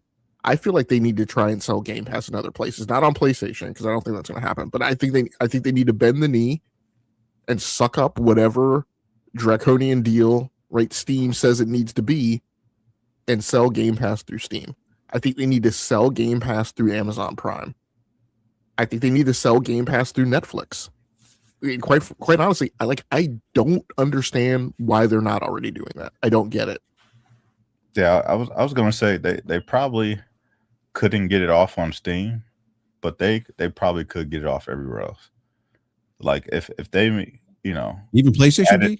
added they couldn't get it off on PlayStation at all. PlayStation Nintendo, Steam, like those platform holders, they're not gonna allow that. But I think they can get it off on Netflix. I think Epic Store would entertain it. I think if you can get that on LG TVs and all the other TV manufacturers that you're currently partnered with to do the cloud gaming, if you can you're buying up all the RAM anyway for AI, start having some deals with these TV manufacturers, add some more memory to the TVs and put Game Pass on there so people can download the games natively. You know what I mean? Like there's gonna be there's options for them, but I don't think it's gonna be with any of the current platform holders.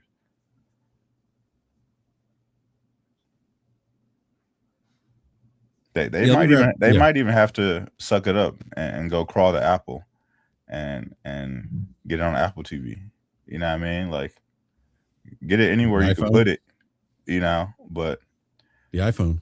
I mean, that's another good point. Like all of this effort, right, to put the game on PlayStation, where they're walking into competition, right? They're walking into a space where people have other choices. And quite frankly, they're walking into a space where a lot of that user base, right, like smells a bad stench when Xbox comes through, right?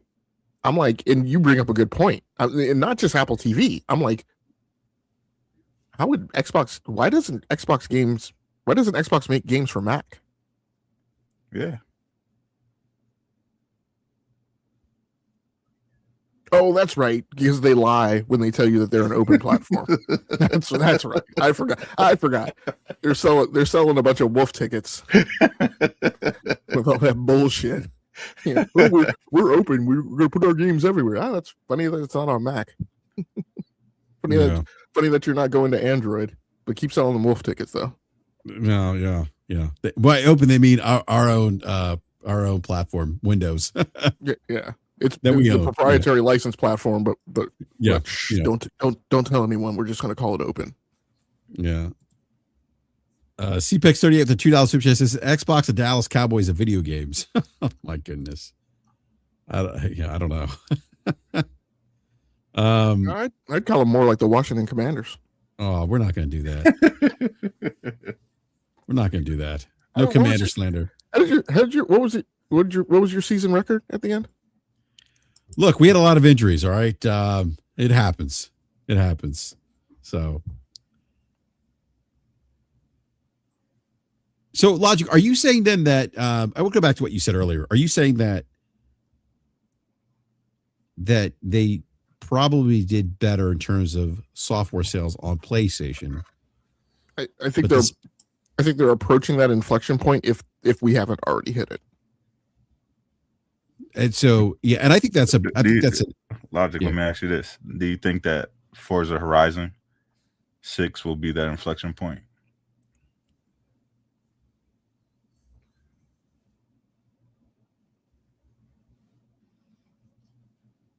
So I'm thinking through it.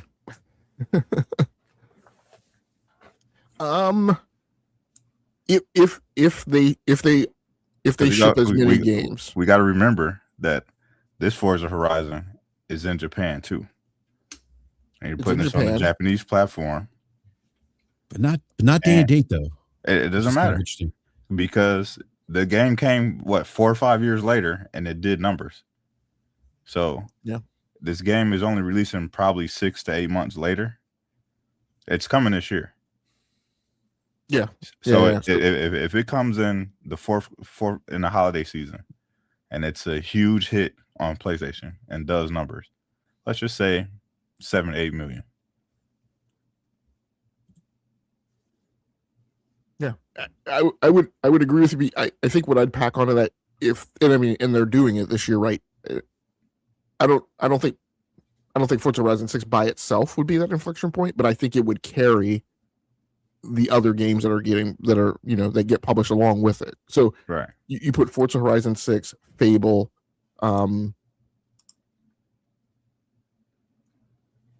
Obviously Call of Duty, Campaign Evolved, Gears of War, right? You put Forza. I mean, basically, you're putting your biggest IPs right in the stable onto PlayStation in 1 year. And Forza Horizon 6 looks good. Looks like it has fully implemented ray tracing. And you're now publishing it on the platform when Gran Turismo 7, right, has had another year, right, to kind of fade into the back. I say fade into the background only in relation to its original launch date, right? They just put out Spec 3 or whatever last December, so it's still a great game and it's still a preferred racer. But you've obviously got an audience on PlayStation now. Like, we put Forza Horizon 5 over there as a seed, so yeah, I think yes. So I think they could hit that inflection point this year. Yeah, I think so too. Let me grab this super chat here for the great Gaming Forte. What's up, Forte? We miss you, man. $2 super chat says, my Patriots are back in the Super Bowl. Great show, guys. Forte, great seeing you. We miss you. Need to drop by soon. We want you to come through, Forte. Yeah. Super. We appreciate the super chat, but that's not fulfilling your obligation. we had your partner in crime here last week, the great Slow-Mo Backslap. But yeah, Patriots are back. Should be a great Super Bowl. You know what's interesting? The gaming revenue numbers, I think, were down 7% last year, Q2 2025. Yeah, that's what I'm saying. They were down some. That's why I say, to me, well, not content and services, overall the business unit was down 7% last year. They're down 9% this year. Yes. Yep. So yeah, but your content and services though, and actually, I was reading a post by Gaming Ledger. He brings up a great point here. He says content and services are supposed to be the most durable part of the gaming business, right? With things like subscriptions, digital spend. We always talk about that. We always talk about the downstream impact of like things like exclusives, how they drive subscription growth, digital spend. One of the things that because this conversation around Play Anywhere has come up, right? Where people are like, oh, well, why wouldn't a third party publisher want to put, why don't they want to include Play Anywhere as a entitlement feature for consumers and blah, blah, blah. It's like, well, no, because, like third party publishers also look at like long tail engagement, like through things like digital spend, microtransactions, right? Live service games. So Gaming Ledger brings up this great point. Let me read this again. It says content services are supposed to be the most durable part of the gaming business with things like subscriptions, digital spend, live services. When you show shrinkage there and the rest of the company is growing 20, 30%, that's Microsoft, it suggests that either engagement is soft, spending per user is down. One of the things when I have these conversations with these, rest in peace, Optimus Code, he used to refer to them as these pesky bots. When I try to have conversations around data and some of the financial reporting that's done by PlayStation, Nintendo, and Microsoft, people always bring up that, and you've heard it, Logic, the 500 million MAU, right? Okay. What's their spend though, right? What's the ARPU? And I think that's a great point that, Gaming Ledger brings up about, engagement being soft, spending per user being down, or the revenue mix shifting to lower margin. He says, we know gaming is low margin. None of those are great outcomes of Xbox. Long-term plan is scale through services. The voice track from Xbox, right, on the financials is that where things are good, it's because the business is shifting to higher margin, right? So I don't want to say they're spinning it. That from their perspective, the more the mix points towards content and services and less on hardware, that's better for them. That's the higher margin business. So just saying that's their voice track, right? And I generally agree with Gaming Ledger with 98% of what he says. I wouldn't necessarily throw the right comparing what's going on in Xbox to the rest of the division as justification, as rationale for like what's going badly, outside of shareholders looking at that and saying, does that make sense? Unless it sounded like the argument was being constructed to say, hey, the rest of the business is blowing up, this business is not, and so therefore that means engagement is low. I don't think what's going on the rest of Microsoft. No, I don't think that's what he's saying. I think he's just saying like the rest of the company's doing well, but this other part of the company's not doing so well. Yeah, so that causes people to ask questions of like, does it make sense to keep throwing money right at them? And I definitely. And that's what he said earlier in that super chat too. Like if you're not, what do you say? If you're not eating, I forget. Yeah, if you're not contributing in all these other businesses, and this is what I've said before too, right? Like I'm the cloud guy, right? And the expense, right? The cost for me foisting your stinking Game Pass hosting, right, and Xbox Cloud Gaming hosting, that cost is being charged to my P&L center, right? So at a certain point, I go, hey, when it comes to bonus time and salary increase time and performance, like let's make sure we're keeping it a buck, right? And know that these guys are getting a pass, right? And I'm carrying, you talk about PlayStation carrying Xbox. No, Azure is carrying Xbox. Yeah, I'm carrying that burden on my P&L.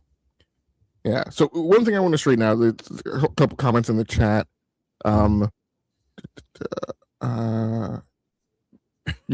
Corey Massey and I'm sorry, real quick. Hidden said, I just realized my TV's voice activated because y'all said hi, LG. Right. I'm sorry, go ahead. But Corey Massey, so Corey, literally GT7, like again, I'm not throwing shade at GT7. What I'm saying is just like, if you're a racing fan, right, there's a game, right? You're just a racing fan, right? Not you're a PlayStation fan or versus an Xbox fan. You're just a racing fan. All I'm saying is that there's a new racing game coming out, right, that has new content. And yes, this, GT7 is getting DLC. All I'm saying is that there are some people who are going to be interested in playing the new racing game. I'm not trying to make an argument of Forza better than Gran Turismo 7 because I like playing both games, but I'm just saying that the potential sell-through, right, is to me a net positive, right, on Forza Horizon 6. Somebody else said something about like the game's not charting or whatever. Like again, the conversation is not Xbox can put games on PlayStation 5 and that will cause Xbox to blow up. The conversation B Money and I were having is that we're starting to see indications that they are making more money when they put their games on something other than their own platform. And so at some point, just like happened with Windows Phone, the decision might get made to start prioritizing PlayStation over Xbox, or maybe even PlayStation only at some point in the future, far down the road. And we're not saying doing that will suddenly cause them to make more than PlayStation's $31.5 billion of revenue, right? We're just saying that may be more effective for them and better spend for them than spending money putting games on their own platform with 30 million users when those 30 million users don't buy games, and then that potentially negatively impacts their initial delivery to PlayStation, right, causing them problems with selling that game on PlayStation is all we're saying.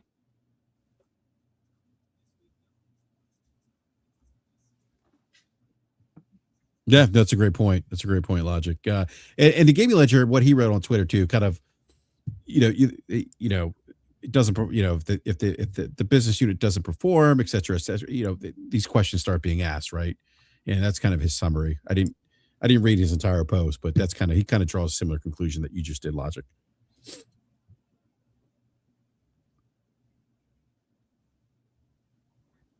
Make sure I didn't miss any super chats here.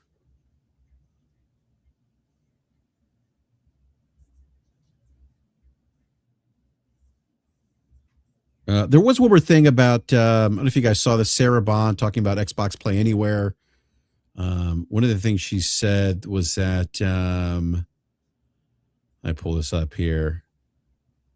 So Xbox Play Anywhere is actually a very good example of one where we actually looked at the player behavior or people who were playing Xbox Play Anywhere games. We saw they were playing 20% more time. So based off that, we started to invest more in Xbox Play Anywhere, amplifying the catalog bringing them more things. Yeah, I mean, it makes sense that you would play more because you didn't have to buy the game a second time. Yeah, and I think that too but playing more doesn't equate more revenue. Well, I was just about to say that. You know what I mean? Like, the logic was sent is like where's the spend coming from? If I get Ninja Gaiden and Game Pass, or you know what I mean, if it's a play anywhere game, you're not getting any more revenue from me. So yeah, it's great that you're doing that for the consumer. Yeah, I can play your game on Xbox. I can pick it up and play it on my laptop. I can, sit down at my desk and play it on my PC. That's all great for the consumer. Yeah, the only thing help you in revenue. The only thing I think is that what it might do though is it might just further create that ecosystem stickiness where maybe someone's like not leaving the Xbox ecosystem because of Play Anywhere, and maybe that drives spend elsewhere, right?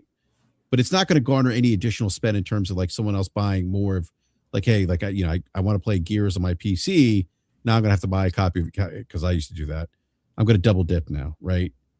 But maybe it does create some level of stickiness, and then maybe some spend elsewhere. I don't know where else because she didn't really say if they're spending money. See, that's the other thing. She's not saying, well, this leads to additional spend elsewhere.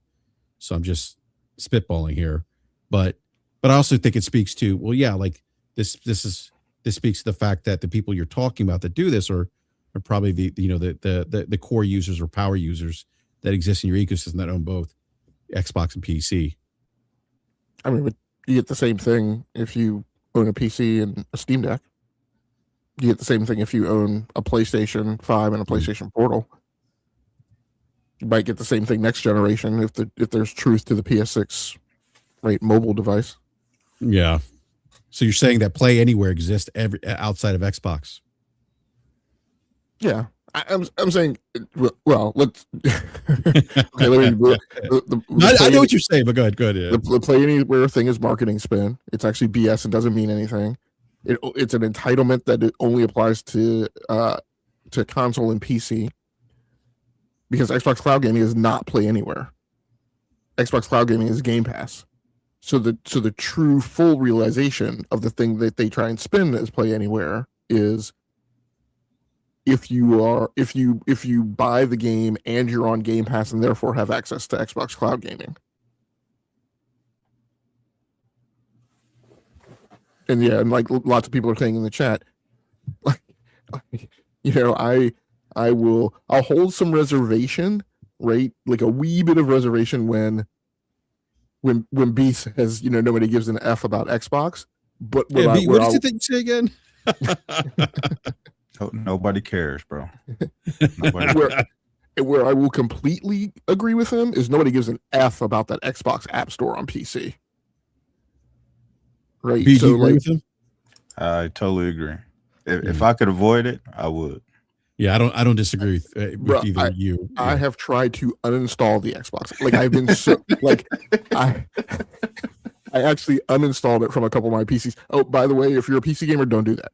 Because as you would suspect with Microsoft, there's crap embedded in that Xbox app, which digs down deep into the operating system, and that could potentially cause you problems. So don't do that. But just if you don't like it, just leave it in a corner somewhere and don't open it. But there's so the notion of Play Anywhere does something for publishers, right? It potentially sounds like an upside for Square Enix. If you're Square Enix, and in your perspective, and I'm not saying that they're right, because I don't think Square Enix knows how to run themselves as a business. But if you're Square Enix, taking lessons from Capcom, if you're put out crappy non-performant games with horrible frame rate and horrible game pacing, but yet still be profitable and still sell Bonga copies of Dragon's Dogma 2. But at any rate, if you're and Monster Hunter Wilds, but if you're Square Enix, right, and you claim that, hey, if I sell a game exclusive on PlayStation, I can't make that move the needle I want to, right? And then Xbox comes to you and says, hey, why don't you put that game on Xbox? And your response is, well, why would I bother putting that game on Xbox? Because nobody's going to buy it. And you only have a $30 million user install base. And Xbox says, well, if you do this Play Anywhere thing, your potential sell-through will actually be greater because it now encourages relevancy for people buying the game through the Xbox app. So now your potential sell-through is actually 60 million, right? It's actually based on a 60 million user base, right? So there's pieces of that may ring true, and it may encourage some publishers to publish on Play Anywhere. But you're not going to encourage EA, because EA is going to say, why the F would I do Play Anywhere when I can sell that dude 3 copies of Football Club 26? Right? So publishers aren't going to onboard. So this guy who asked you the question, Brap, of, do you think the future is Play Anywhere?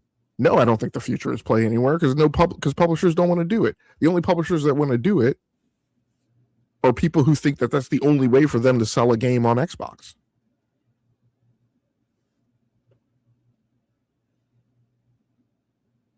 I'd agree with that. Yeah. Publishers want to make money. They're not going to they're not going to give you freebies. And when we talk about, like, I know you said, like, kind of Play Anywhere officially doesn't, the title doesn't exist on Steam, but you can Play Anywhere on Steam. And that exists inside that ecosystem through, Steam on your PC, if you have a Steam Deck, right? And you're right, like Logic and B-Money, if these rumors of a PlayStation 6 handheld are true, that's going to be a way for PlayStation to, it's kind of their own version of Play Anywhere, right? Yeah, you can play our games anywhere that's on any device that's manufactured by PlayStation or Sony, right? But there's going to be an extension of that ecosystem that you can take anywhere you go with you. I would actually contend buying a game on Steam is way more Play Anywhere than Xbox, right? On a per title basis. So she's cherry picking, right? She's cherry picking the titles that are Play Anywhere. So I'm going to cherry pick too. And I'm going to cherry pick the titles that are on Steam, that when you buy a copy on Steam, you get an entitlement to play that game on Windows, on Mac, on Linux. And then you can also play it, then hardware-wise, you can also play it on your Steam Deck.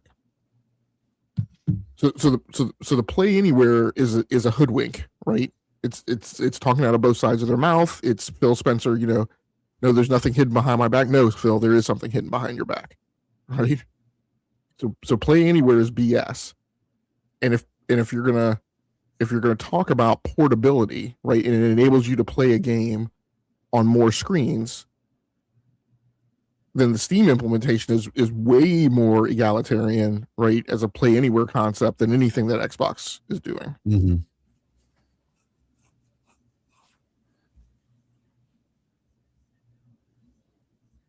Yeah, that's a great point, Logic.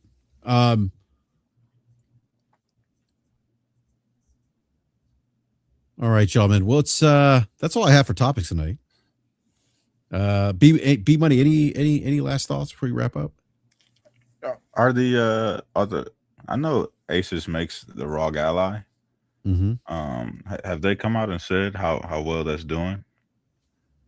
Like, does that affect Microsoft's or Xbox's hardware numbers in any way?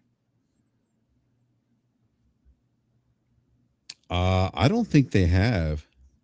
Yeah, I would expect it's not included in Xbox's hardware financials. I don't know. I mean, I guess maybe there's some kind of revenue licensing share, like, but that could work either way. Like, they could just as well be getting revenue from Asus for every ROG Ally it sold, but they could also be subsidizing Asus making the thing in the first place by, like, giving them a discount on Windows licenses or something. Yeah. Yeah, I know that the only thing I've seen, I don't think we've seen any specific sales numbers. And I don't know why we would. Like Asus doesn't tell you how many Zephyr laptops it sells, right? Mm-hmm. Or, they don't tell you anything about, like, number specifics for their business. So I don't know why they would, like, step way out of their mold for Xbox. Yeah, they don't give you a breakdown of exact unit sales. Yeah, I think the only thing they said they did was mention that the Xbox, the ROG Xbox Ally X, which is the higher end premium one model, that it surpassed expectations, but I haven't seen anything else beyond that. Hey, but the Xbox exec was it Craig Duncan in another interview? Or maybe it was the marketing guy. So somebody said in an interview, I think it from CES or something, that but it was sold out at stores, so it must be doing well, right?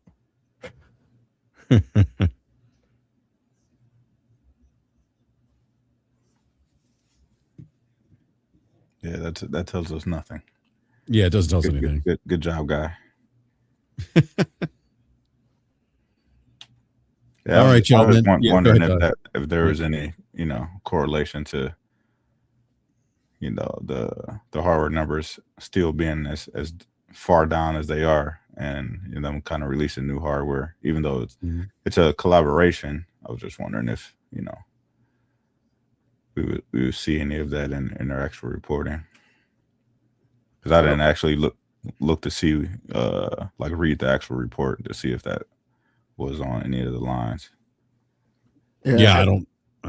I'm guessing we won't see it from Asus. There's some other market analytics groups. I don't know which ones by name, but that get some telemetry and are able to make projections on how many Steam Decks have been sold and how many other handhelds have been sold, handhelds total. So I'm hoping from one of them we get some semblance of a guess of what the ROG Xbox Ally has done. Yeah. All right, gentlemen, that's all I have for topics tonight. I do want to thank everyone for coming by, hanging out with us here in the live chat. Appreciate it. Do the YouTube thing, hit the like button. If you're new, consider subscribing, hit the bell notification so you learn when we go live. B Money, always a pleasure, sir. Really happy you could stop by again and join us.